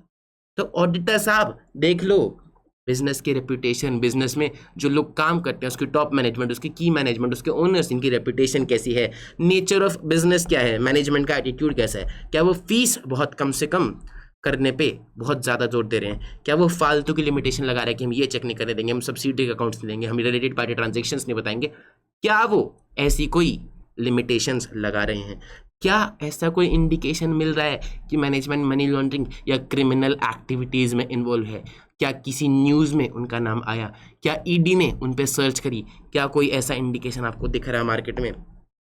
और आप पता लगाओ कि लास्ट वाले ऑडिटर्स को वो वापस से अपॉइंट क्यों नहीं कर रहे। क्या पता लास्ट वाले ऑडिटर्स को इन्होंने एविडेंस ही ना दिया हो तो वो नहीं आ रहा हो। क्या पता लास्ट वाले ऑडिटर्स को इन्होंने फीस ही नहीं दी तो वो नहीं आ रहा हो। क्या पता लास्ट वाले ऑडिटर ने फ्रॉड पकड़ा हो तो इन्होंने उसको जान से मारने की धमकी दी हो तो इस बार वो आया ही नहीं। अगर उसके साथ ये सब करा तो तुम्हारे साथ भी ये सब कर सकते हैं। आप देखो क्लाइंट की इंटीग्रिटी कैसी है। इन 7 फैक्टर से आप देखोगे business reputation, nature of operation, attitude कैसा है मैनेजमेंट का towards interpretation of as and internal control. क्या क्लाइंट की मैनेजमेंट फीस कम से कम करने पे बहुत ही ज़्यादा जोर दे रही है? क्या कोई इनअप्रोप्रिएट लिमिटेशन लगा रही है? क्या मनी लॉन्ड्रिंग या क्रिमिनल एक्टिविटीज़ में इन्वॉल्व है? या फिर प्रीवियस ऑडिटर का रीअपॉइंटमेंट क्यों नहीं करा है? ये सारी चीज़ें आप देखोगे तो आपको समझ में आएगा कि भैया क्लाइंट एक्सेप्ट करने लायक है कि नहीं है। ऐसा नहीं कि क्लाइंट आ रहा है पैसे दे रहा है तो ले लो, किसी को भी नहीं लेना, अच्छे क्लाइंट्स को ही लेना, तभी लॉन्ग टर्म तक आप अपनी प्रैक्टिस चला पाओगे। ये कहना है SQC 1 का। एक क्वेश्चन भी है, क्वेश्चन नंबर 9। लाओ मैं तुम्हें दिखा देता हूँ। देखो अब मैं बुक से तो नहीं पढ़ाऊंगा क्योंकि बुक में बड़े बड़े क्वेश्चन हैं। मैंने तुम्हारे लिए क्वेश्चंस का जिस्ट लिख लिया है, क्वेश्चन क्या बोलता है वो लिख लिया है, मैं दिखा देता हूँ। क्वेश्चन नंबर 9 बोलता है कि एक सर्च करी एनफोर्समेंट डायरेक्टरेट ने क्लाइंट के पास, क्लाइंट के प्रीमाइसेस पे उन्हें बहुत सारा कैश मिला। सर्च करी इनकम टैक्स डिपार्टमेंट ने बोगस कैपिटल गेन्स के लिए, झूठे कैपिटल गेन्स उन्होंने दिखा रखे थे। अब क्लाइंट आया है आपके पास, कंपनी आई है आपके पास, वो बोल रही है कि साहब हमारे सीए तो है ना बहुत ही घटिया क्वालिटी की सर्विस देते हैं, आप ज़रा हमारे ऑडिटर बन जाइए। फिर क्वेश्चन पूछता है factors to be considered before taking an engagement. आप क्या क्या चीज़ें देखोगे? तो अब क्वेश्चन को लिखने का तरीका क्या है? Provision, fact of the case, conclusion. Fact of the case की लैंग्वेज आप क्वेश्चन में से कॉपी करोगे, 2 लाइनें उठा के नीचे लिख दोगे। कंक्लूजन आपको सिर्फ 1 लाइन में लिखना है। प्रोविजन आपका ये रहा कि आप ये 7 पॉइंट्स देखोगे। प्रोविजन में लिख के आना कि हम क्लाइंट को एक्सेप्ट करने से पहले फलानी फलानी चीज़ें देखते हैं। एज पर SQC 1 हम क्लाइंट की इंटीग्रिटी चेक करते हैं और ये चीज़ें चेक करते हैं। ये चीज़ें आपने लिख दी। उसके बाद फैक्ट ऑफ द केस कि ऊपर दिए गए क्वेश्चन में ED ने रेड मारी, इनकम टैक्स ने रेड मारी, तो मतलब कुछ ना कुछ गड़बड़ी लग रही है, मनी लॉन्ड्रिंग क्रिमिनल एक्टिविटीज़ में वो इन्वॉल्व हो सकता है। कंक्लूजन कि हमें एक्सेप्ट करनी चाहिए कि नहीं करनी चाहिए। बात समझ में आई? अगर वो पूछेगा कि एक्सेप्ट करनी है कि नहीं करनी है क्वेश्चन में तो ही लिख के आना। अगर वो नहीं पूछेगा तो कंक्लूजन में लिख के आना hence the firm should consider the above matter before accepting an engagement. तो अब पंडित जी ने एक आदमी को भेजा, वो कांड करके आया। पंडित जी ने दूसरे को भेजा भरोसा करके, उसने भी कांड कर दिया। पंडित जी बेचारे बहुत ही परेशान हैं। अब ये खबर उड़ते उड़ते ICI के प्रेसिडेंट साहब के कानों तक पहुंची। प्रेसिडेंट साहब को समझ नहीं आया कि ये क्या कर रहे हैं लोग, ICI ही बंद करवा के मानेंगे। प्रेसिडेंट साहब ने कहा कि भैया मेरे को तो पंडित जी से मिलना पड़ेगा। तो अब प्रेसिडेंट साहब आए हैं पंडित जी के कैबिन के बाहर, करते हैं नॉक नॉक। पंडित जी कहते हैं हाँ जी कौन? प्रेसिडेंट साहब कहते हैं साहब अंदर आ जाए, आपकी आज्ञा हो तो। पंडित जी ऊपर देखते हैं, अरे अरे प्रेसिडेंट साहब आप, अरे मालिक कैसी बातें कर रहे हो, आप ही का कैबिन, आइए ना, आप ही की कृपा से तो हम यहाँ पे बैठे हैं। प्रेसिडेंट साहब कहते हैं नहीं नहीं पंडित जी, आप जिस तरह की हरकतें आपकी फर्म में चल रही हैं, थोड़े दिनों में तो मेरी कुर्सी चली ही जाएगी। उसके बाद मैं आप ही के पास आऊँगा नौकरी मांगने, तो नौकरी दे दीजिएगा, कोई चपड़ासी उपड़ासी की नौकरी है आपके पास? अरे अरे मालिक कैसी बातें कर रहे हैं, गलती हो गई मालिक, आप बताओ ना। देखो मैं फर्म खोल के बैठा हूँ, ये लोग कैसी हरकतें कर रहे हैं, CA बन चुके हैं दोनों, लेकिन ऐसी ऐसी हरकतें कर रहे हैं, मैं क्या करता? प्रेसिडेंट साहब को गुस्सा आया, उन्होंने कहा बदतमीज हो आप, आपकी सारी जिम्मेदारी है, आपकी ही सारी जिम्मेदारी है, फर्म किसकी? आपकी, तो जिम्मेदारी कौन उठाएगा? आप उठाओगे। पर मालिक मैं करता क्या? पहले आप ये बोलो कि जिम्मेदारी आपकी है, मैं बताऊंगा करते क्या। तो पंडित जी ने कहा ठीक है मालिक, जिम्मेदारी मैं लेता हूं, आप मुझे बताइए कि करते क्या। अब मेरी बात जरा ध्यान से सुनना। जैसे जैसे प्रेसिडेंट साहब डांटते रहेंगे वैसे वैसे हमारा SQC 1 कंप्लीट होता रहेगा। प्रेसिडेंट साहब ने बोला कि देखो जी, फर्म किसकी है? पंडित जी आपकी है, आप फर्म के CEO मैनेजिंग पार्टनर हो, तो फर्म में जितना भी काम होना चाहिए क्वालिटी वाला होना चाहिए, फालतू काम नहीं होना चाहिए। जो भी चीज़ें होंगी प्रोफेशनल स्टैंडर्ड्स, लीगल और रेगुलेटरी रिक्वायरमेंट्स के हिसाब से होंगी। रिपोर्ट जो भी जाएगी वो एकदम अप्रोप्रिएट जाएगी, अनमोडिफाइड जानी चाहिए थी तो अनमोडिफाइड, मॉडिफाइड जानी चाहिए थी तो मॉडिफाइड। फर्म का काम होना चाहिए एकदम क्वालिटी वाला, और ना ही सिर्फ ऑडिट में बल्कि रिव्यू में भी रिलेटेड सर्विस में भी, अदर एश्योरेंस में भी। एक सीए फर्म 4 ही तरीके की सर्विस देती है और पंडित जी चारों ही तरीके की सर्विसेज में आपका काम होना चाहिए क्वालिटी वाला। यही हमारा SQC1 बोलता है। SQC1 क्या बोलता है? Quality control. क्वालिटी को कंट्रोल करके रखो उन फर्म्स के लिए जो परफॉर्म करती हैं ऑडिट की सर्विसेज, रिव्यू की सर्विसेज। ऑडिट और रिव्यू किसका करा जाता है? Of historical financial information. उन फर्म्स के लिए क्वालिटी कंट्रोल करना जो ऑडिट करती हैं, जो रिव्यू करती हैं, जो अदर अश्योरेंस सर्विस करती हैं और जो रिलेटेड सर्विस करती हैं। This is what the name of SQC1, quality control for firms that perform audit and reviews of historical financial information, other assurance and related service engagements. तो पंडित जी ने बोला, sorry president साहब ने बोला कि आपकी फर्म को एक सिस्टम बनाना चाहिए जिससे कि क्वालिटी मेंटेन रहे, जिससे कि आप क्वालिटी कंट्रोल कर पाओ और आपको तसल्ली रहे, रीजनेबल अश्योरेंस रहे कि सारे लोग और सारी फर्म स्टैंडर्ड्स और लीगल रेगुलेटरी रिक्वायरमेंट के साथ कंप्लाई कर रही है। आपको सिस्टम बनाना चाहिए जिससे आपको तसल्ली रहे कि जो भी रिपोर्ट हमारी फर्म से बाहर जा रही है वो अप्रोप्रिएट है। EY में 500 पार्टनर काम करते हैं, 500 पार्टनर काम करते हैं, 50,000 ऑडिट रिपोर्ट्स वो देते हैं। EY ने एक सिस्टम बना रखा है, तभी उन्हें तसल्ली रहती है कि भैया हमारी फर्म से जो भी रिपोर्ट बाहर जा रही है उसकी क्वालिटी सही है, वो अप्रोप्रिएट रिपोर्ट है। हमारी फर्म के सारे लोग और पूरी फर्म सारे रूल्स रेगुलेशंस का कंप्लायंस कर रही है, उनको तसल्ली रहती। क्यों? क्योंकि उन्होंने एक सिस्टम बना रखा है। यही ऑब्जेक्टिव है SQC1 का। SQC1 लगता है पूरी फर्म पे, हर एक सर्विसेज पे। आप नए नए CA बनोगे, आपके पास डिग्री आएगी, आपके पास अभी एक भी क्लाइंट नहीं है, आपने कहा कि मैं अपनी प्रैक्टिस एस्टैब्लिश करूँगा, आपने जिस दिन CA फर्म खोल ली उस दिन SQC1 आप पे लग जाएगा, चाहे आपके पास क्लाइंट हो चाहे ना हो। SQC1 लगता है हर फर्म पे इररिस्पेक्टिव ऑफ देयर कॉन्स्टिट्यूशन। पंडित जी ने कहा कि ठीक है मालिक, आप बताइए मैं क्या कर सकता था। प्रेसिडेंट साहब ने बोलना शुरू किया। प्रेसिडेंट साहब ने कहा कि पहली बात तो पंडित जी हाथ ऊपर कर लो मेरे साथ, तुम लोग हाथ ऊपर कर लो मेरे साथ। नालायक नहीं हूं मैं, हाथ ऊपर कर लो, CA हूं मैं और तुमको भी बना दूंगा। प्रेसिडेंट साहब ने कहा कि लीडरशिप रिस्पॉन्सिबिलिटी किसकी है? CEO और मैनेजिंग पार्टनर यानी पंडित जी आपकी है। आपको क्या करना चाहिए था?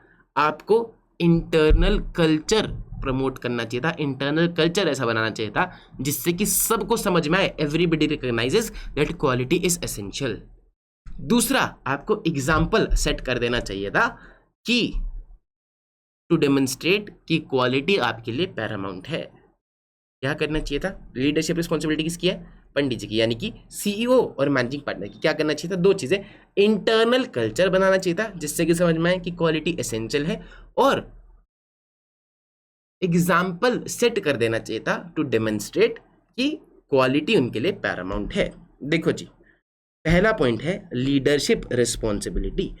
लीडरशिप रिस्पॉन्सिबिलिटी किसकी है? CEO और फर्म के मैनेजिंग पार्टनर की है, ultimate responsibility for the system of quality control. उनको क्या करना चाहिए था? एक इंटरनल कल्चर बनाना चाहिए था जिससे सबको समझ में आए कि भैया क्वालिटी एसेंशियल है, और उनको एक एग्जाम्पल सेट कर देना चाहिए था जिससे सबको डेमोन्स्ट्रेट हो जाए कि क्वालिटी उनके लिए पैरामाउंट है, सबसे ऊपर है, और वो नॉन नेगोशिएबल है। क्वालिटी के साथ वो कोई भी हल्के में नहीं सहेंगे, कोई भी बदतमीजी नहीं सहेंगे। अब सवाल ये है कि वो ये इंटरनल कल्चर और वो ये डेमोन्स्ट्रेट कैसे कर देते, एग्जाम्पल कैसे सेट कर देते। 3 चीज़ें हैं। एक CEO या मैनेजिंग पार्टनर क्या कर सकता है, क्या कंसिडरेशंस हैं to uphold the quality of the firm, दोनों ही तरीके से क्वेश्चन पूछ लेता है। पहली चीज़ क्या आपको ध्यान में रखना है, commercial considerations do not override quality of work performed. ऐसा नहीं कि कोई महंगा क्लाइंट आया है लेकिन वो काम करता है उल्टे सीधे, चरस गांजा बेचता है, दारू वारू बेचता है, किसी का मर्डर वर्ड करा देता है, इलीगल सामान बेचता है, और आप चूंकि जस्ट वो ज़्यादा पैसे दे रहा है, आपने कहा कि भैया पैसा बेच के मारो ना मेरे मुंह पे, मैं गिरे हुए पैसा भी उठाता है। तो ये काम आपको नहीं करने हैं। आपको ध्यान में रखना है कि चाहे क्लाइंट पैसा ज़्यादा दे चाहे कम दे, फर्स्ट थिंग आपके लिए क्वालिटी है, पैसा सेकेंडरी है, क्वालिटी आपके लिए पैरामाउंट है, नॉन नेगोशिएबल है। तो आपको ध्यान में रखना है commercial considerations do not override quality of work. ठीक है जी। दूसरी चीज़, आपको अपनी फर्म में इंटरनल कल्चर बनाना है। कल्चर कैसे बनाओगे? जब आप पॉलिसीज बनाओगे regarding performance evaluation, regarding compensation, regarding promotion, कि आप उसको प्रमोशन दे रहे हो जो अच्छी क्वालिटी का काम कर रहा है। आप परफॉर्मेंस इवैल्यूएशन का क्राइटेरिया रख रहे हो क्वालिटी वाला काम। ईवाई में क्या करते थे वो लोग? ये सर्टिफिकेट देते थे और ये ट्रॉफी दिया करते थे। ये आई एम एक्सेप्शनल वाली ट्रॉफी यहाँ पे दिख नहीं रही होगी ढंग से, पर एक ट्रॉफी दिया करते थे उन लोगों को जो क्वालिटी वाला काम करते थे, अच्छा काम करते थे। बात समझ में आई? जिससे लोगों में एक समझ जाती थी, एक एग्जाम्पल जाता था कि भाई इस बंदे ने बढ़िया काम किया तो हमें भी ऐसा काम करना है ताकि हमें भी रिकॉग्निशन मिले।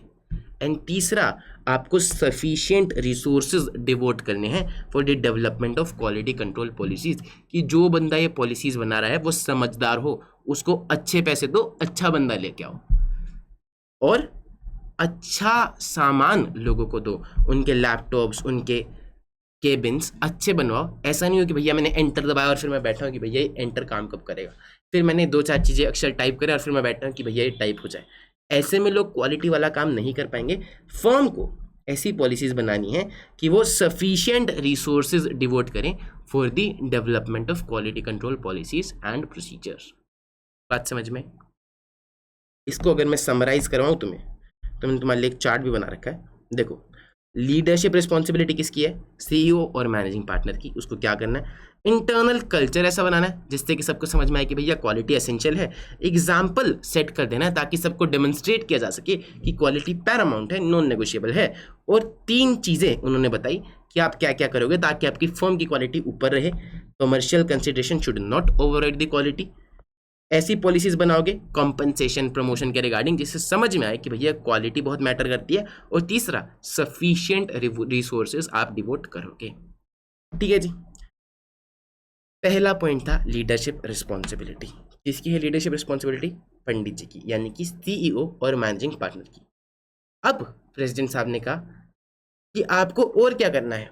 अच्छे एम्प्लॉयज लेके आने हैं, अच्छे क्लाइंट्स लेके आना है। करो मेरे साथ जरा, अच्छे एम्प्लॉयज लेके आने, अच्छे क्लाइंट्स लेके आने। अच्छे एम्प्लॉयज कौन होते हैं? जो एथिकल रिक्वायरमेंट्स को पूरा करते हैं। एथिकल रिक्वायरमेंट्स में आती हैं 2 चीज़ें, फंडामेंटल प्रिंसिपल्स, वही integrity, objectivity, professional behaviour, confidentiality, professional competence and due care. अच्छे एम्प्लॉयज वो होते हैं जो एथिकल रिक्वायरमेंट को फॉलो करते हैं। एथिकल रिक्वायरमेंट में आती है 2 चीज़ें, फंडामेंटल प्रिंसिपल्स और इंडिपेंडेंस। देखो जी, आपको अच्छे एम्प्लॉयज लेके आने जो एथिकल रिक्वायरमेंट्स को पूरा करते हो। एथिकल रिक्वायरमेंट आती है 2 चीज़ें, फंडामेंटल प्रिंसिपल्स, ये सारे जो कि अभी हमने पढ़े थे कहानी के साथ। दूसरा है इंडिपेंडेंस। इंडिपेंडेंस का मतलब है judgement of a person shall not be subordinate to the wishes और डायरेक्शन ऑफ अनदर पर्सन, कि आपकी सीए साहब, आपकी जजमेंट किसी और के विशेष के अधीन नहीं हो। उसके कहने पे आप अपनी जजमेंट चेंज नहीं करो। बात समझ में आई? अब इसके लिए फर्म क्या पॉलिसीज एंड प्रोसीजर्स बना सकती है? SQ7 पूरी बात ये करता है कि भैया आपको पॉलिसीज और प्रोसीजर बनानी है लीडरशिप रिस्पॉन्सिबिलिटी में इंटरनल कल्चर प्रमोट करने के लिए और एग्जाम्पल सेट करने के लिए पॉलिसी प्रोसीजर बनाओ।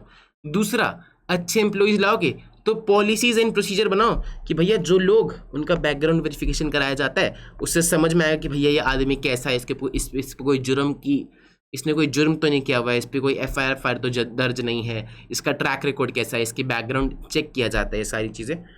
इंडिपेंडेंस के लिए पॉलिसीज बनाओ कि भैया फर्म अपनी इंडिपेंडेंस रिक्वायरमेंट उनको कम्युनिकेट करेगी, उनको ट्रेनिंग देगी, उनको समझाएगी कि भैया इंडिपेंडेंस क्या होता है। सर्कमस्टांसेस आइडेंटिफाई करेगी कि भैया किसी सर्कमस्टांसेस से थ्रेट टू इंडिपेंडेंस क्रिएट हो रहा है क्या।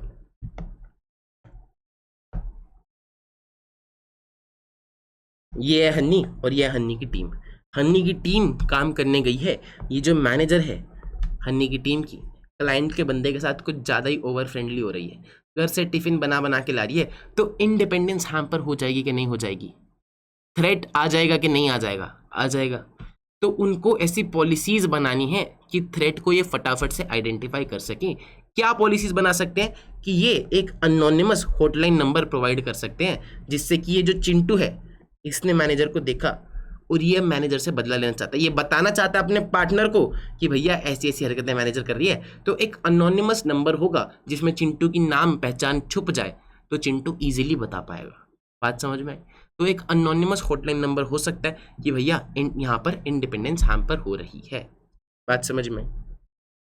और जब आपने आइडेंटिफाई कर लिए ऐसे सर्कमस्टांसेस तो आप अप्रोप्रिएट एक्शन लो।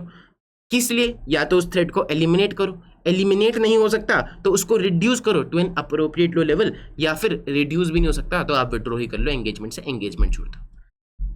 ये भाई साहब कंसल्टेंट है, रिलायंस की ऑडिट करने हन्नी की टीम गई हुई है। इन भाई साहब के किसी दूर के चाचा के पास रिलायंस के दुनिया भर के शेयर्स थे, उनका कोई बच्चा था नहीं, वो इसके ऑडिट ज्वाइन करने के बाद टपक गए। इन्होंने अपने सारे शेयर्स इसको ट्रांसफर कर दिए। अब इसके पास रिलायंस के शेयर्स हैं और ये ही रिलायंस का ऑडिटर है, तो इंडिपेंडेंस पे थ्रेट आ गया क्या नहीं आ गया? आ गया। अब इसको एलिमिनेट कैसे करेंगे? इसके शेयर्स बिकवा देंगे तो इंडिपेंडेंस का थ्रेट चला जाएगा।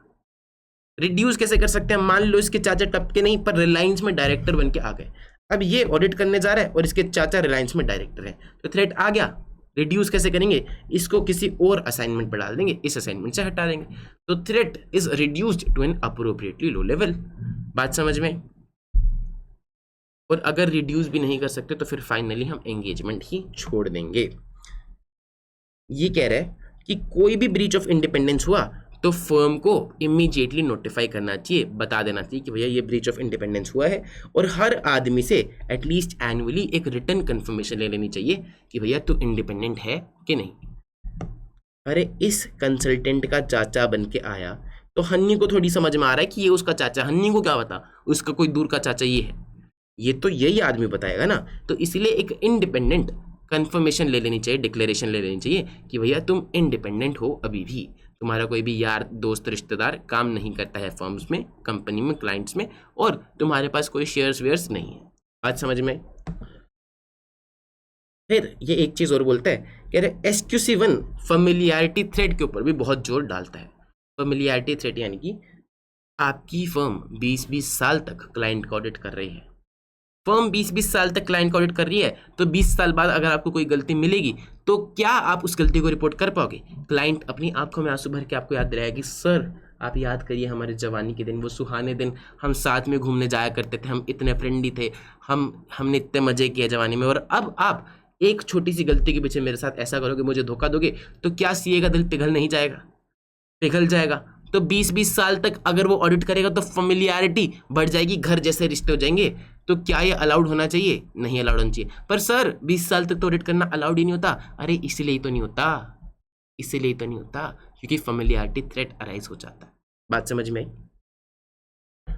अब जरूरी तो है नहीं कि 20-20 साल में ही रिश्ते बने, रिश्ते तो 7-8 साल में भी बन सकते हैं। तो अगर एक फर्म है जो कि एक बड़ी कंपनी की ऑडिट कर रही है और उस बड़ी कंपनी में बहुत ज्यादा या तो लोगों का पैसा लगा है, सिग्निफिकेंट रिस्क है, तो हमें अपनी इंटरनल पॉलिसीज बनानी चाहिए। फर्म क्या कर सकती है कि भैया हर 3 साल में मेरा इंटरनली पार्टनर रोटेट हो जाएगा, ऑडिटर तो EY ही रहेगा, लेकिन EY में से एक पार्टनर ए जाता था, अब 3 साल बाद पार्टनर बी जाएगा, 3 साल बाद पार्टनर सी जाएगा। ये पॉलिसी लगा सकती है EY to safeguard their independence, to safeguard from familiarity threat. बात समझ में आई? ठीक है जी। कह रहे सेम सीनियर पर्सन को यूज करने से क्वालिटी में कमी आ सकती है, तो फर्म को ऐसे सेफगार्ड लगाने चाहिए। किस चीज को ध्यान में रखते हुए कि भैया पब्लिक का कितना इंटरेस्ट है। रिलायंस एक लिस्टेड एंटिटी है, उसमें हजारों करोड़ों लोगों के शेयर्स हैं, शेयर्स खरीद रखे हैं, पैसा लगा हुआ है, तो उनके लिए तो स्पेशली ऐसे स्ट्रिक्ट पॉलिसीज लगानी चाहिए कि भैया फैमिलियरिटी थ्रेट अराइज नहीं हो जाए। और आप क्या देखोगे कि भैया वो फलाना पार्टनर जो है कितने टाइम से इसका ऑडिट कर रहा है। ये दोनों चीज़ों को देख के आप अपनी सेफगार्ड की पॉलिसीज बना सकते हो। क्या सेफगार्ड लगा सकते हो? या तो रोटेट कर दो इंटरनली, या फिर एक एंगेजमेंट क्वालिटी कंट्रोल रिव्यू करा लो, यानी कि इसने तो ऑडिट कर दी, कोई बात नहीं, बहुत टाइम से काम कर रहा है, लेकिन इसने ऑडिट कर दी, अब आप किसी और से इस पूरी ऑडिट का रिव्यू करा लो, चेकिंग करा लो कि हन्नी के नीचे जो पार्टनर था या मैनेजर था या हन्नी था, बेसिकली मिस्टर ए पार्टनर था, उसने रिलायंस की ऑडिट कर दी, कहीं 5-6-7 सालों से कर रहा है, तो उसका एंगेजमेंट क्वालिटी कंट्रोल रिव्यू करा लो कि भैया सब कुछ सही चल रहा है इसके ऑडिट में कि नहीं, ये सारे प्रोसीजर्स परफॉर्म कर रहा है कि नहीं। बात समझ में? लिस्टेड एंटिटी के केस में खासकर ये ज़्यादा पर्टिकुलरली रेलिवेंट होता है। क्यों? क्योंकि उसमें पब्लिक का बहुत सारा पैसा इन्वॉल्व होता है। ये कह रहे हैं इन ऑडिट्स के लिए, यानी कि लिस्टेड ऑडिट्स के लिए पार्टनर को इंटरनली रोटेट कर देना चाहिए after a specific period which is not more than 7 years. मैंने आपको 3 ईयर्स का एग्जाम्पल दिया था, वो फर्म की पॉलिसी है। 7 साल से ज़्यादा तो आप एक पार्टनर को नहीं लगाओ उस कंपनी के साथ ऑडिट पे। बात समझ में आई? ठीक है जी, ये था आपका एथिकल रिक्वायरमेंट्स। हमने क्या पढ़ा? लीडरशिप रिस्पॉन्सिबिलिटी किसकी है? सीईओ और मैनेजिंग पार्टनर की। क्या करेगा? इंटरनल कल्चर प्रमोट करेगा कि भैया सबको समझ में आए, क्वालिटी एसेंशियल है। दूसरा एग्जाम्पल सेट कर देगा टू डेमोन्स्ट्रेट कि क्वालिटी उनके लिए पैरामाउंट है, क्वालिटी उनके लिए एसेंशियल है, नॉन नेगोशिएबल है। और तीसरा इन्होंने बताई थी 3 considerations to uphold quality of the firm. फिर अच्छे एम्प्लॉइज लेके आओ, अच्छे क्लाइंट लेके आओ। अच्छे एम्प्लॉइज कौन से होते हैं? जो एथिकल रिक्वायरमेंट को फॉलो करते हैं। एथिकल रिक्वायरमेंट के अंदर आती हैं 2 चीज़ें, पहला फंडामेंटल प्रिंसिपल्स, दूसरा इंडिपेंडेंस जो अभी हमने पढ़ी। तीसरा ये बोलता है कि भैया फैमिलियरिटी थ्रेट का भी थोड़ा ध्यान रख लेना, पॉलिसीज प्रोसीजर बनाना ताकि आप सेफ गार्ड रहो उन चीज़ों से भी, जैसे कि रोटेट कर लेना या एंगेजमेंट क्वालिटी कंट्रोल रिव्यू करा लेना। ठीक है जी। फिर अच्छे एम्प्लॉयज़ लेके आओ, अच्छे क्लाइंट्स लेके आओ। क्लाइंट जब भी लाओगे तो उसमें 3 चीज़ें देखोगे, इंटीग्रिटी क्लाइंट की, कॉम्पिटेंस कंप्लायंस हमारा। बोलो मेरे साथ, क्लाइंट जब भी लाएंगे तो उसमें 3 चीज़ देखेंगे, इंटीग्रिटी क्लाइंट की, कॉम्पिटेंस कंप्लायंस हमारा। इंटीग्रिटी क्लाइंट की, कॉम्पिटेंस कंप्लायंस हमारा। इंटीग्रिटी क्लाइंट की, कॉम्पिटेंस कंप्लायंस हमारा। हम देखेंगे कि क्या क्लाइंट में इंटीग्रिटी है, क्या क्लाइंट इंटीग्रिटी मेंटेन करके रखता है, कैसे देखेंगे? ये 7 चीज़ों से हम देखेंगे जो कि मैंने आपको कहानी के साथ याद कराई थी। ठीक है जी, इन चीज़ों से हम देखेंगे। और जो तुमने फोटो निहारी नहीं, 2 मिनट पोज करके देखी नहीं, तो इसको ज़रा देख लेना, याद हो जाएंगी चीज़ें साथ के साथ ही। ये नोट्स तुम्हें कहाँ से मिलेंगे? टेलीग्राम चैनल है मेरा CA विद चिराग, या फिर नीचे स्क्रीन पे जो तुम्हें व्हाट्सएप नंबर दिख रहा है वहाँ पे मैसेज कर देना, वहाँ पे तुम्हें नोट्स मैं दे दूंगा। ठीक है जी। 3 चीज़ें देखेंगे क्लाइंट क्लाइंट्स। पहले इंटीग्रिटी क्लाइंट की, कॉम्पिटेंस कंप्लायंस हमारा। कब कब हम एक क्लाइंट को लाते हैं? 3 केसेस में, या तो नया क्लाइंट होगा या तो पुराना क्लाइंट होगा। बोलो मेरे साथ, या तो नया क्लाइंट होगा या तो पुराना क्लाइंट होगा। नए क्लाइंट की होगी नई एंगेजमेंट, पुराने क्लाइंट की या तो नई एंगेजमेंट या तो पुरानी एंगेजमेंट।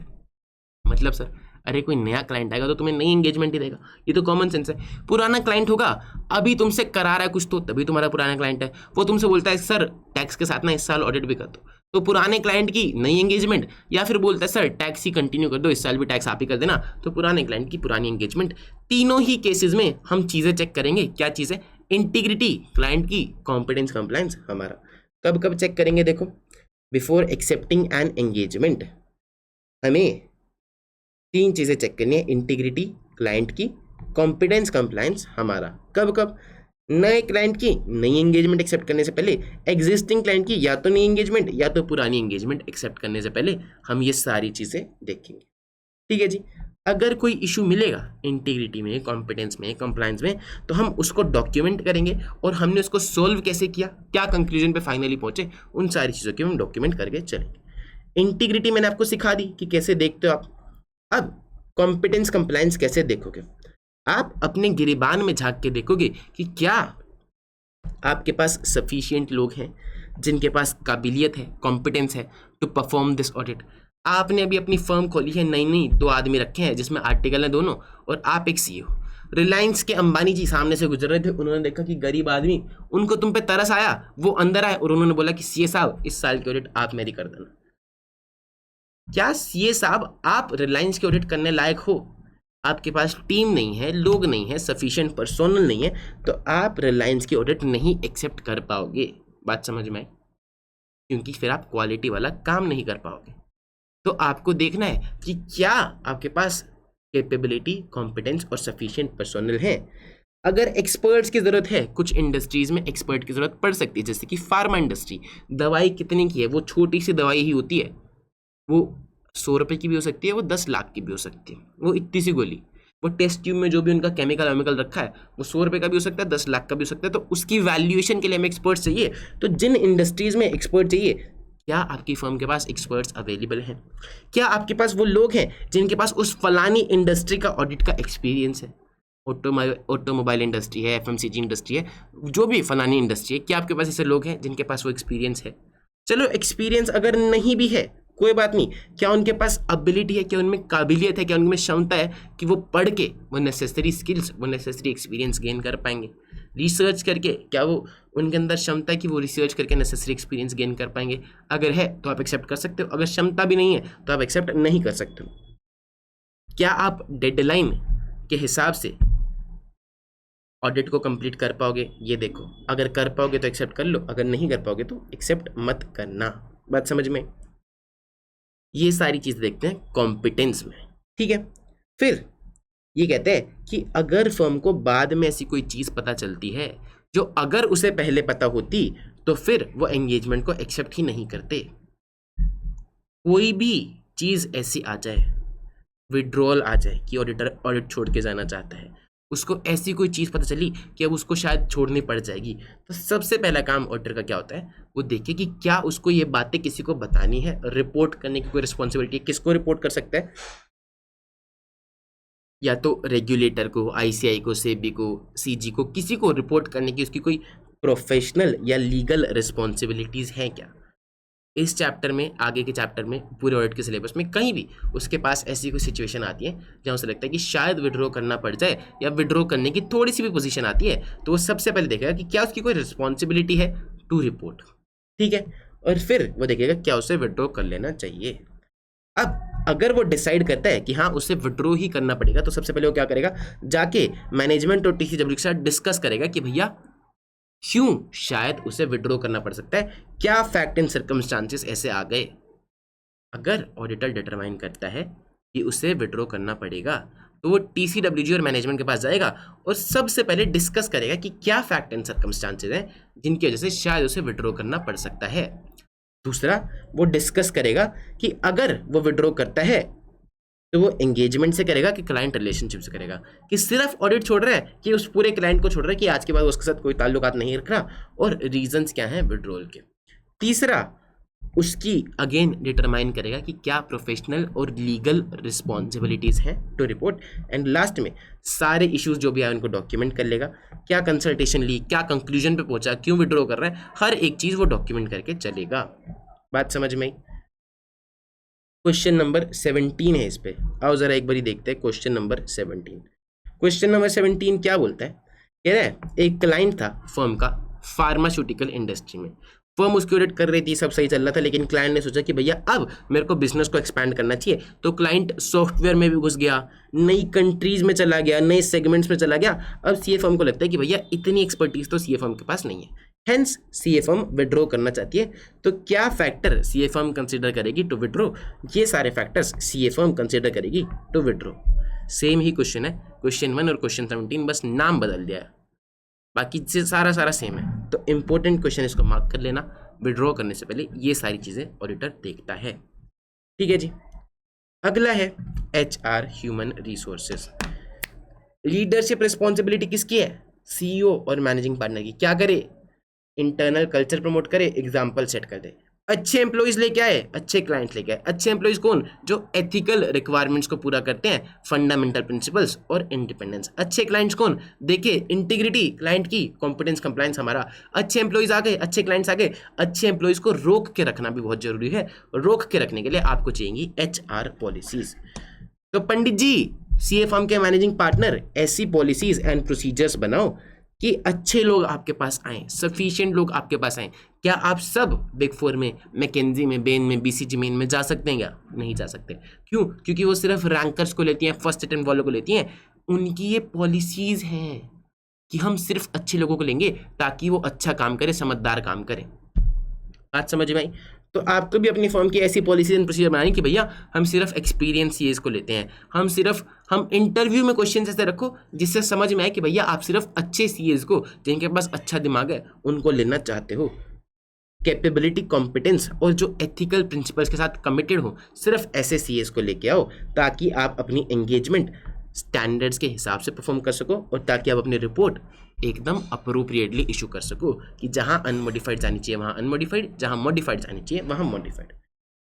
आपकी पॉलिसीज में एचआर इश्यूज का भी लेखा जोखा होना चाहिए। एचआर इश्यूज जैसे कि कितने लोगों को रिक्रूट करना है, किस पोजीशन पे रिक्रूट करना है, क्या कॉम्पनसेशन देना है, ट्रेनिंग, करियर डेवलपमेंट। अगर आप सामने वाले की ग्रोथ का ध्यान नहीं रखोगे तो वो आपके पास नहीं रुकेगा। तो अच्छे लोगों को लाओ, उनकी डेवलपमेंट कराओ, उन्हें रोक के रखो, तभी आपके कंसिस्टेंटली अच्छे रिजल्ट्स आ पाएंगे। नया आदमी आएगा तो गलतियां करेगा बार बार। बात समझ में आई? आगे आओ, देखो जी वापस से प्रेसिडेंट साहब ने क्या बोला, लीडरशिप रिस्पॉन्सिबिलिटी किसकी? पंडित जी की, यानी कि सीईओ और मैनेजिंग पार्टनर की। क्या करे? इंटरनल कल्चर प्रमोट करे, एग्जाम्पल सेट कर दे, फिर अच्छे एम्प्लॉयज लेके आओ, अच्छे क्लाइंट लेके आओ। अच्छे एम्प्लॉयज बोले तो जो एथिकल रिक्वायरमेंट्स फॉलो करते हैं, फंडामेंटल प्रिंसिपल्स और इंडिपेंडेंस। अच्छे क्लाइंट्स बोले तो 3 चीजें चेक करोगे, इंटीग्रिटी क्लाइंट की, कॉम्पिटेंस कंप्लायंस हमारा। 3 केसेस में नए क्लाइंट की नई एंगेजमेंट, पुराने क्लाइंट की या तो नई एंगेजमेंट या तो पुरानी एंगेजमेंट। अच्छे एम्प्लॉयज आ गए, उनको रोक के रोको थ्रू एचआर पॉलिसीज। अब एम्प्लॉयज भी आ गए, क्लाइंट्स भी आ गए, रुक भी गए, अब क्या करोगे? शकल मत देखो, ऑडिट कराओ। ऑडिट कराओगे तो ऑडिट रिपोर्ट इश्यू करने से पहले करा लेना एंगेजमेंट परफॉर्मेंस रिव्यू। क्या करा लेना?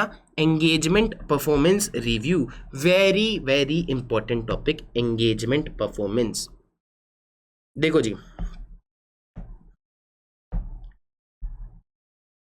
पहला पॉइंट है इसमें, कंसल्टेशन इन डिफिकल्ट और कंटेंशियस मैटर्स।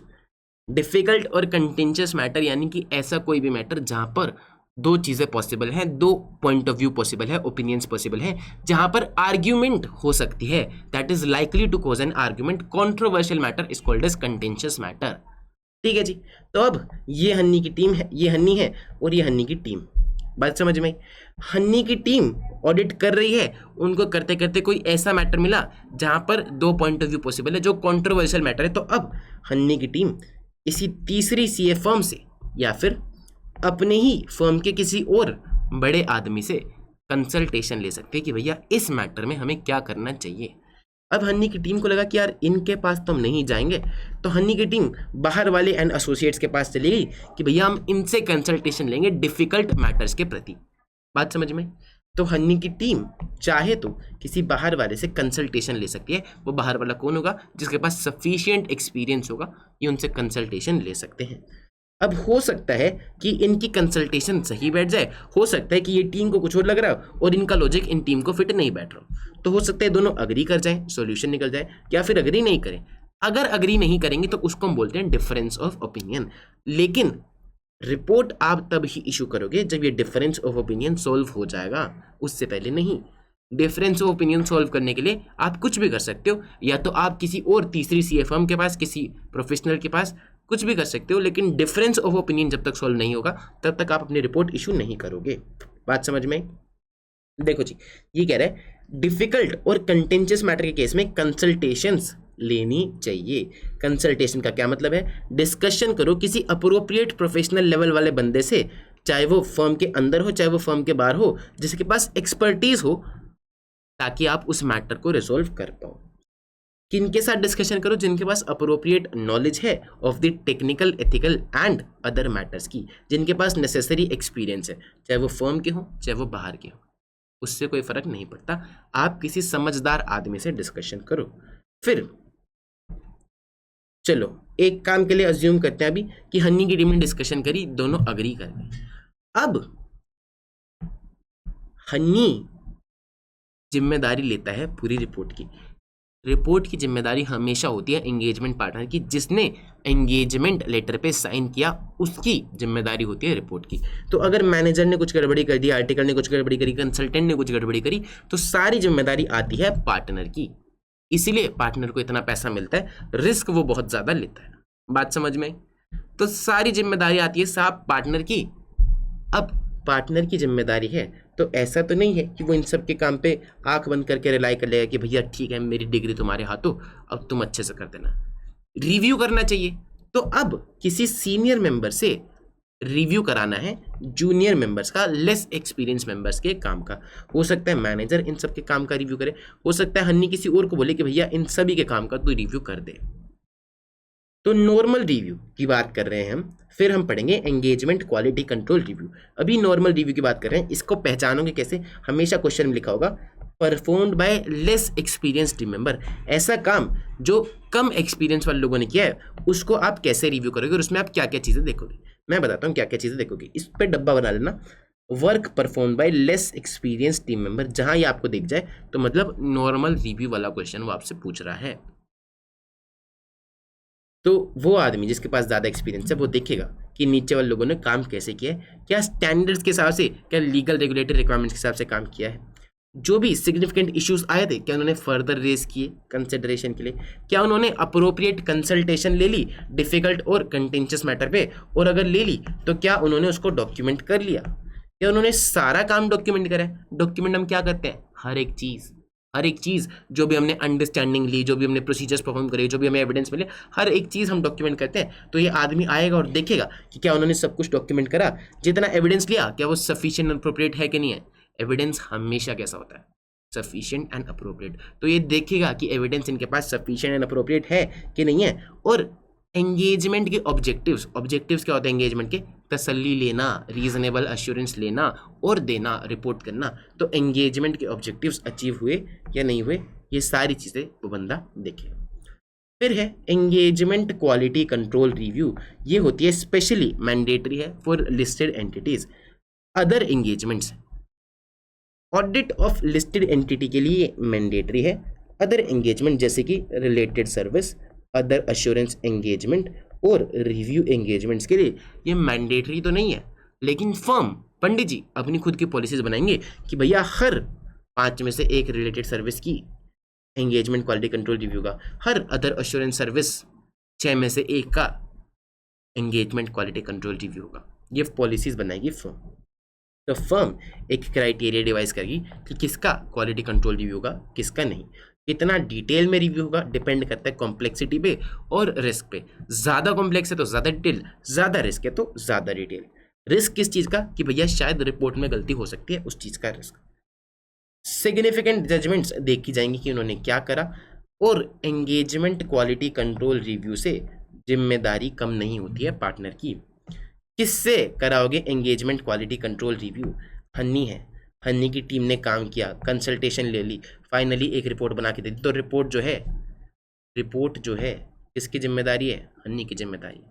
अब हन्नी किसी ऐसे आदमी से रिव्यू कराएगा, एंगेजमेंट क्वालिटी कंट्रोल रिव्यू कराएगा जो खुद से ऑडिट करने लायक है, जिसके पास खुद के पास इतनी रिस्पॉन्सिबिलिटीज, इतनी समझ है कि वो ऑडिट कर सकता है। या तो वो फर्म का अंदर का आदमी जैसे कि जफर हो गया, या फिर फर्म के बाहर का आदमी भी हो सकता है, सूटेबली क्वालिफाइड एक्सपीरियंस्ड पर्सोनल। बात समझ में आई? ठीक है जी। और वो आदमी आके क्या चेक करेगा? सबसे पहले अब देखो कौन सा आदमी, ये आदमी आया है और ये चेक कर रहा है इनकी रिपोर्ट और इनका काम। सबसे पहले वो चेक करेगा क्या टीम इंडिपेंडेंट थी, उन्होंने क्या क्या रिस्क आइडेंटिफाई करे और उन रिस्क के बदले क्या क्या रिस्पॉन्सेज दिए। जो भी इन्होंने जजमेंट्स ली वो देखेगा, मटीरियलिटी कैसे डिटरमाइन करी वो देखेगा, और कहाँ कहाँ ज़्यादा रिस्क लग रहे हैं वो सारी चीज़ें देखेगा। अगर डिफरेंस ऑफ ओपिनियन आए थे कंसल्टेशन केस में तो उन्होंने क्या उसको रिजोल्व कर लिया कि नहीं, और जो कंक्लूजन आए उनको डॉक्यूमेंट कर लिया कि नहीं, वो सारी चीज़ें देखेगा।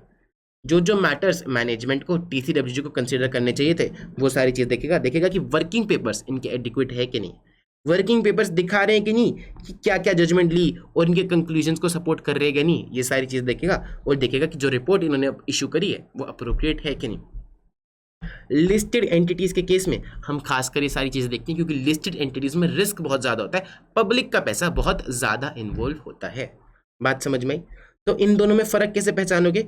यहाँ पर लिखा आएगा लेस एक्सपीरियंस टीम मेंबर्स, यहाँ पर लिखा आएगा engagement quality control review of listed entities. बात समझ में आई?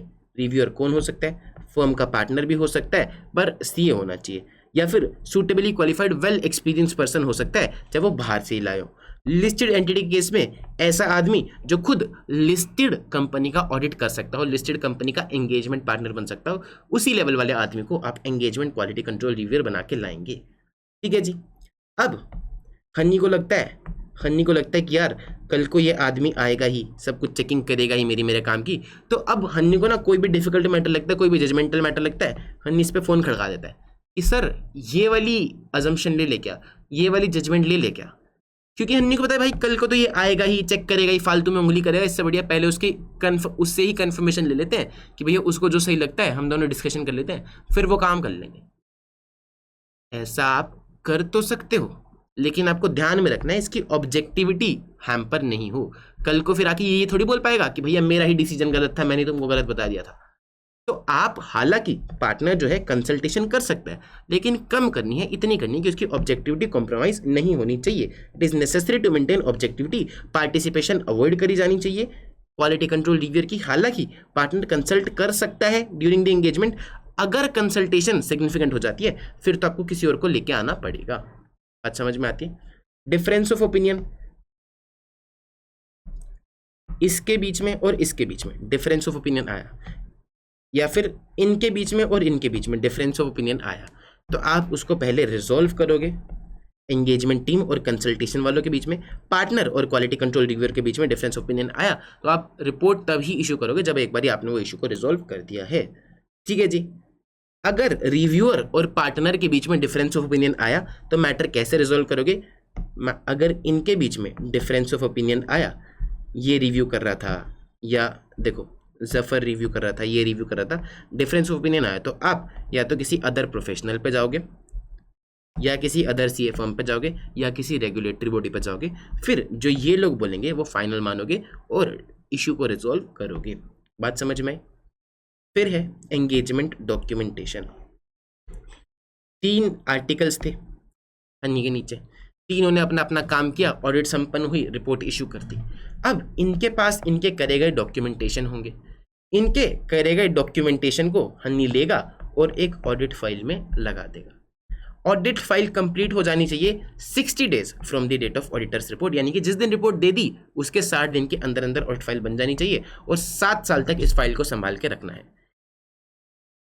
बाकी engagements, review, other assurance, related service के एंगेजमेंट्स के केस में भी वो फाइल बनती है, उसके लिए टाइम लिमिट फर्म की पॉलिसीज एंड प्रोसीजर्स डिटरमाइन करेंगी।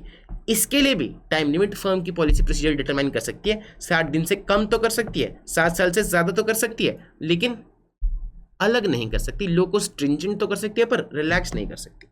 ठीक है जी। तो ये कह रहा है कि एंगेजमेंट फाइल को टाइम से बना लेना, कंप्लीट असेंबली कर लेना, 60 दिन के अंदर अंदर हो जानी चाहिए जिस दिन से आपने ऑडिट एंगेजमेंट की रिपोर्ट इशू करी है।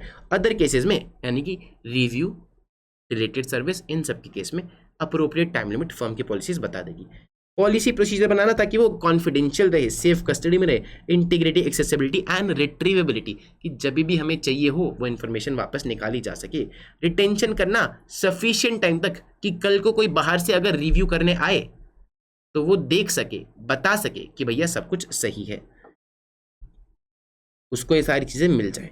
रिटेंशन पीरियड ऑडिट के केस में 7 साल से कम का नहीं होना चाहिए। ठीक है जी। किसकी प्रॉपर्टी है डॉक्यूमेंटेशन?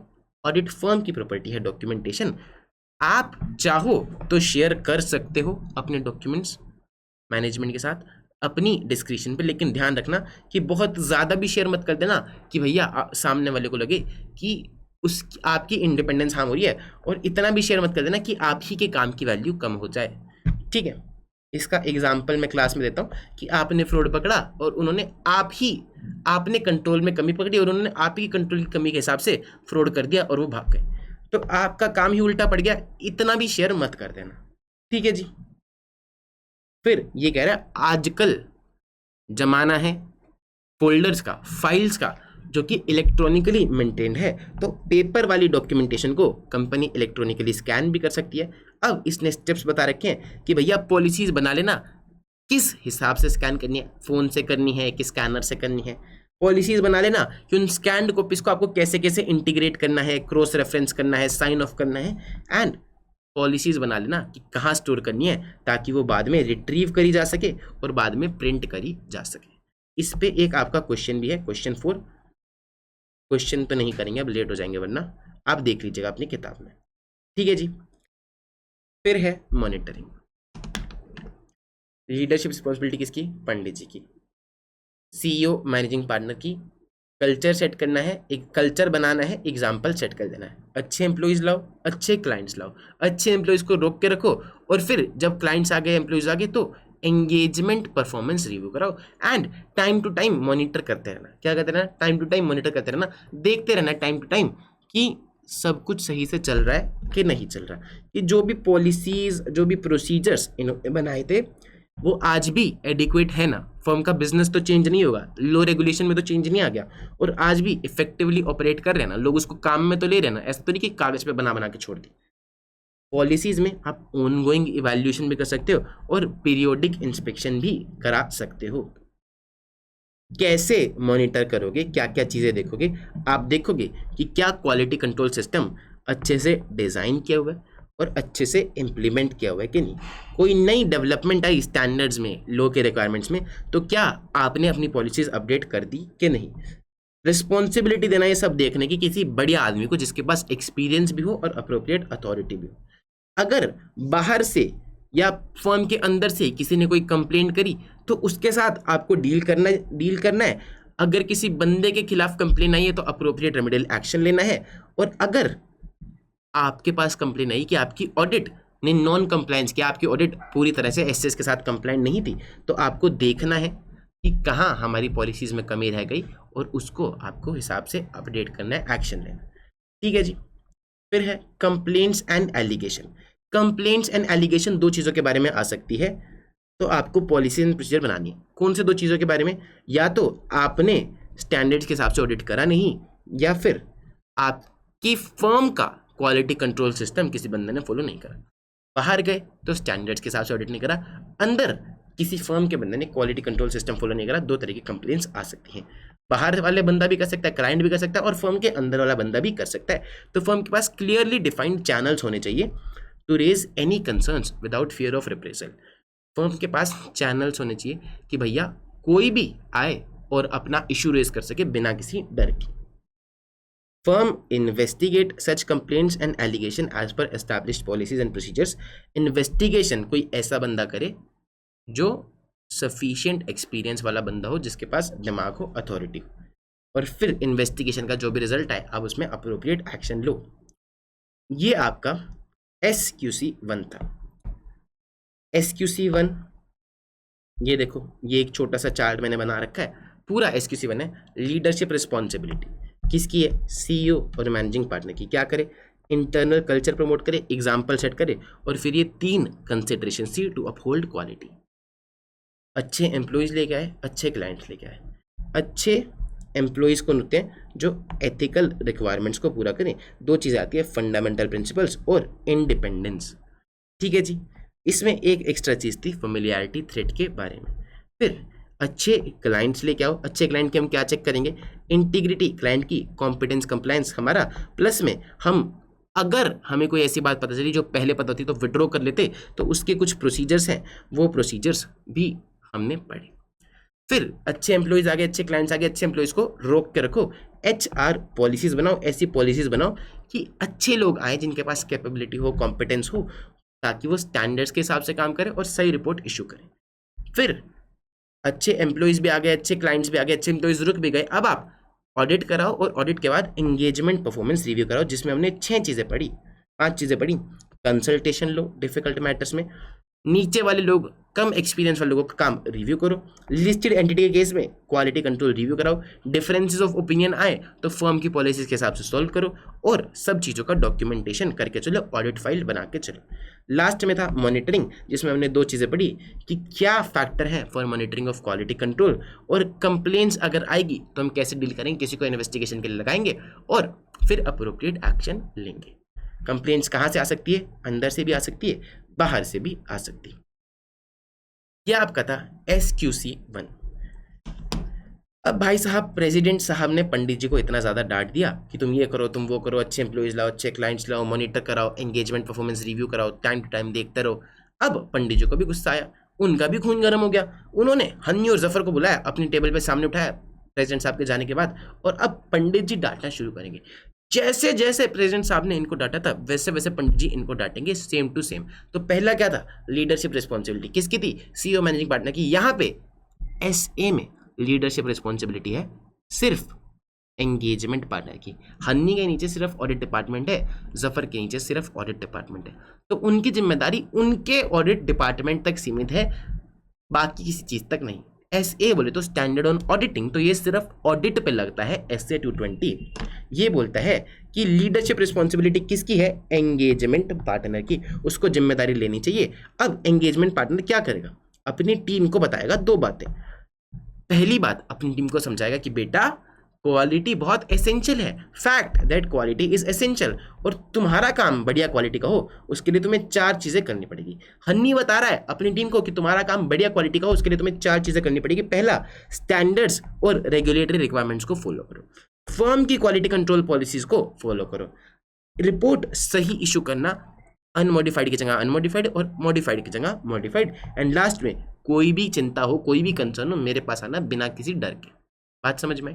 तो एंगेजमेंट पार्टनर ये चीजें करेगा, पहला बताएगा क्वालिटी एसेंशियल है और क्वालिटी के लिए तुम्हें 4 काम करने होंगे ये बताएगा। फिर अच्छे एम्प्लॉइज लाओ, तो अब एम्प्लॉइज तो पंडित जी ले आएंगे, ये बस टाइम टू टाइम देखता रहेगा कि कहीं थ्रेट टू इंडिपेंडेंस तो नहीं आ रहा, अगर आ रहा है तो अप्रोप्रिएट एक्शन लेगा, या तो एलिमिनेट करेगा या विड्रॉ कर लेगा। बात समझ में? Eliminate, reduce, withdraw. अच्छे क्लाइंट्स लाने की जिम्मेदारी होती है पार्टनर की भी। जफर गया था क्लाइंट लाने, तो क्लाइंट लाते टाइम आप वही चीज देखोगे, इंटीग्रिटी क्लाइंट की, कॉम्पिटेंस कंप्लायंस हमारा, इंटीग्रिटी क्लाइंट की, कॉम्पिटेंस कंप्लायंस हमारा। कब कब, नए क्लाइंट की नई एंगेजमेंट, एग्जिस्टिंग क्लाइंट की या तो नई एंगेजमेंट या तो पुरानी एंगेजमेंट के टाइम। इंटीग्रिटी क्लाइंट की, कॉम्पिटेंस कंप्लायंस हमारा। यहाँ पे एक चीज एक्स्ट्रा है कि अगर हमने पिछले साल भी इस क्लाइंट की ऑडिट की थी तो पिछले साल क्या मैटर अराइज हुए थे वो भी हम देख के चलेंगे। बात समझ में? फिर एंगेजमेंट पार्टनर डिसाइड करता है, फर्म में तो भाई साहब 500 लोग होते हैं, एंगेजमेंट पार्टनर डिसाइड करता है कि भैया मैं रिलायंस की ऑडिट पे जा रहा हूँ तो मैं इन 10 लोगों को लेके जाऊँ, और अगर मैं टाटा की ऑडिट पे जा रहा हूँ तो मैं इनको लेके जाऊँ, क्योंकि इन बंदों ने उस तरह की इंडस्ट्री में पहले काम किया हुआ है। बात समझ में? तो अब ये कह रहे कि एंगेजमेंट पार्टनर की जिम्मेदारी है कि अपनी टीम और एक्सपर्ट्स को चूज करना ताकि उनके पास कलेक्टिवली मिला के सही कॉम्पिटेंस एंड कैपेबिलिटी हो कि वो ऑडिट को परफॉर्म कर पाए।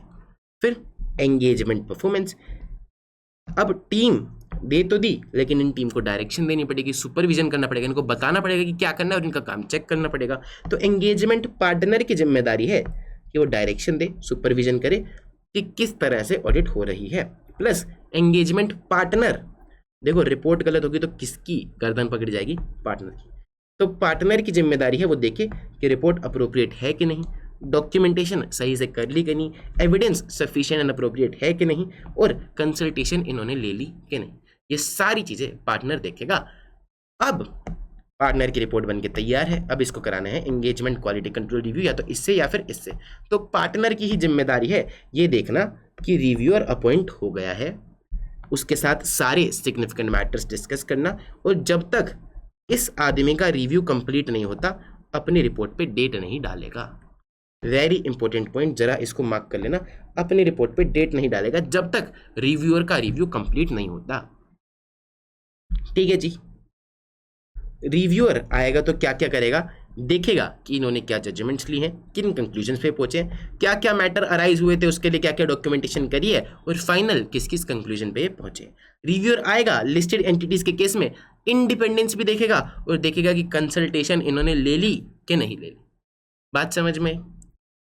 फिर मॉनिटरिंग, अब पंडित जी ने जो पॉलिसीज प्रोसीजर्स बनाई थी वो उसको टाइम टू टाइम मॉनिटर करते थे कि भैया हमारी पॉलिसीज अप टू डेट तो है ना, कोई गलती तो नहीं, डिजाइन तो सही है ना। अब हो सकता है कि उन पॉलिसीज में कभी कोई कमी निकल आए, अब अगर कमी निकल आई तो हो सकता है फिर उसका इम्पैक्ट फर्म में जितने भी ऑडिट्स, फर्म में जितनी भी एंगेजमेंट्स हो उन सब पे जाए। तो पार्टनर की जिम्मेदारी है ये देखना कि अगर फर्म की मॉनिटरिंग प्रोसेस में कोई कमी आई है क्या रिजल्ट आए ये देखना, अगर कोई कमी आई है, डेफिशिएंसीज आई हैं तो क्या उसकी ऑडिट पे कोई इफेक्ट पड़ रहा है ये देखना।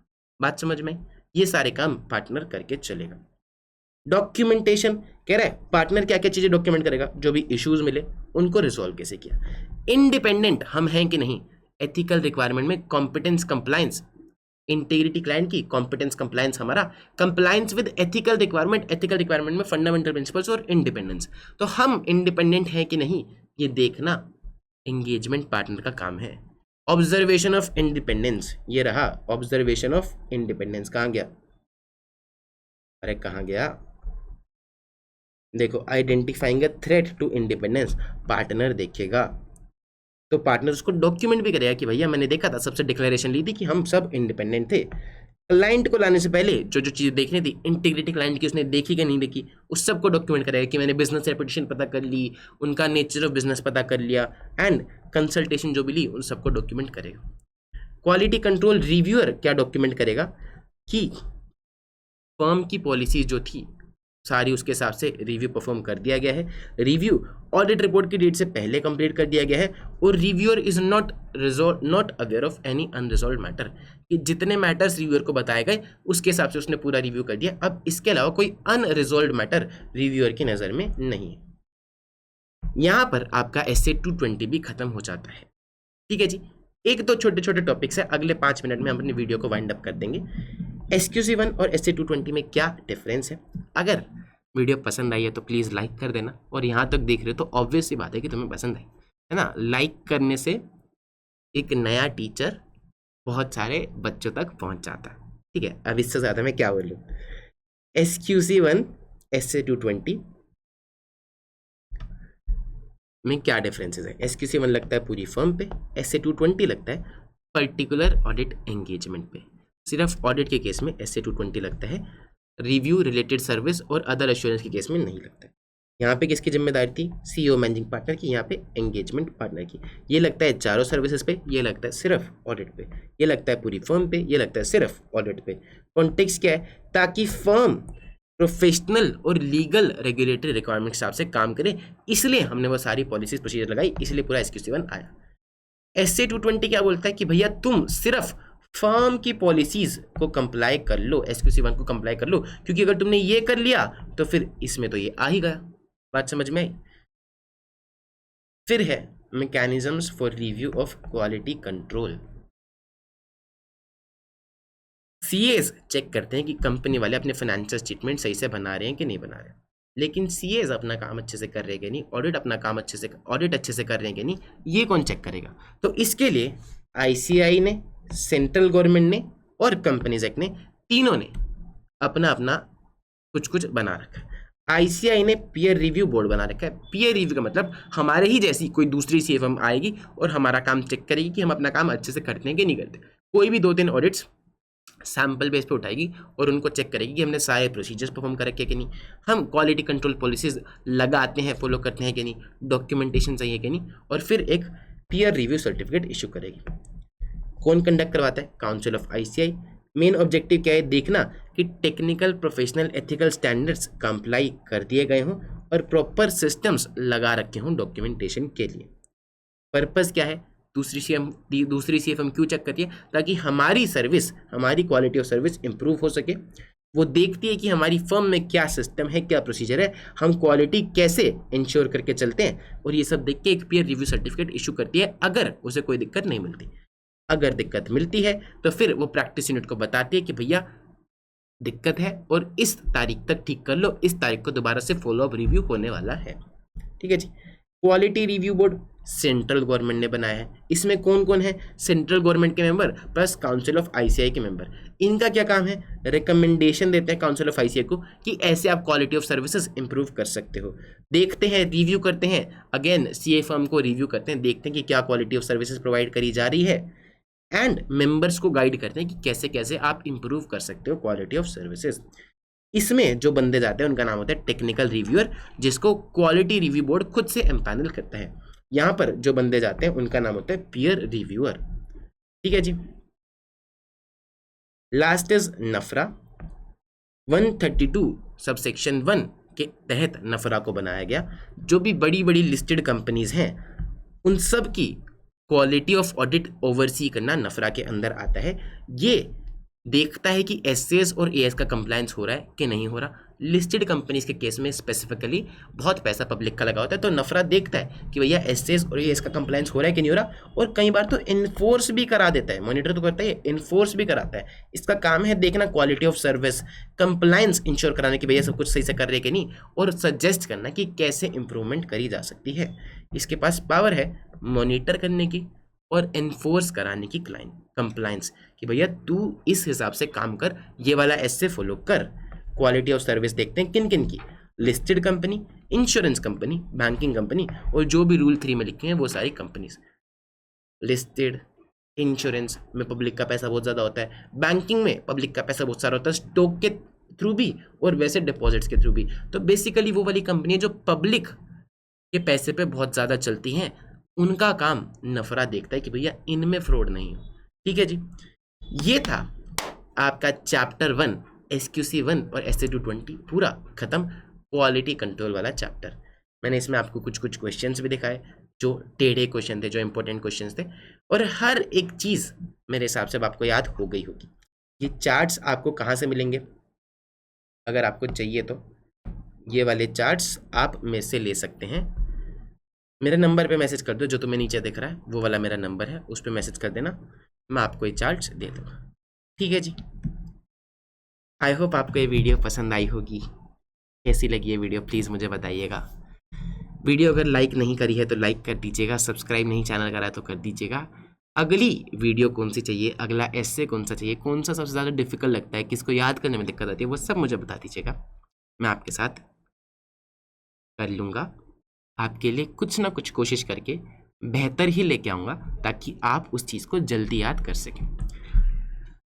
हाँ, अब मैं बहुत सारी बातें करना चाहता हूँ, बट अनफॉर्चुनेटली 1.5 घंटा हो चुका है। अगर मैं इससे लंबी वीडियो खींचूंगा तो दिक्कत हो जाएगी, रिवीजन वीडियो। तो हम आज अपनी वाणी को यहीं विराम देते हैं। मैं बस तुमसे एक बात बोलूँगा कि मैं पढ़ाने आया था इसीलिए क्योंकि मुझे लगता था कि बच्चे बहुत परेशान हैं, इसीलिए ही मैंने ऑडिट उठाया था, और कोई इसका पर्पस था नहीं, है ना। तो अब जब तुम मेरे को देख रहे हो, तुम मेरे को जानते ही हो, तो तुम मुझे अपना बड़ा भाई समझ के मेरे साथ अपनी डाउट, दिक्कत, परेशानी शेयर कर सकते हो। तुम्हें लगता है ना कई बार किसी एक ही जर्नी में तुम अकेले हो, तो अब से नहीं हो। इतनी अश्योरेंस, इतना आश्वासन मैं तुम्हें दे सकता हूँ। इसीलिए मैंने तुम्हें अपना नंबर भी दे दिया है, सारे नोट्स, सारा क्वेश्चन बैंक, एवरीथिंग जो भी तुम्हें चाहिए मैं तुम्हें दे दूंगा। जो भी तुम्हें मदद चाहिए वो मैं तुम्हारी करने के लिए तैयार हूँ, है ना। तुम्हें बस क्या करना है, बदले में मेहनत करनी है और अच्छे नंबर से पास आना, बस। ठीक है जी, bye bye, tata, take care, and as always love you ढेर सारा, बाय बाय।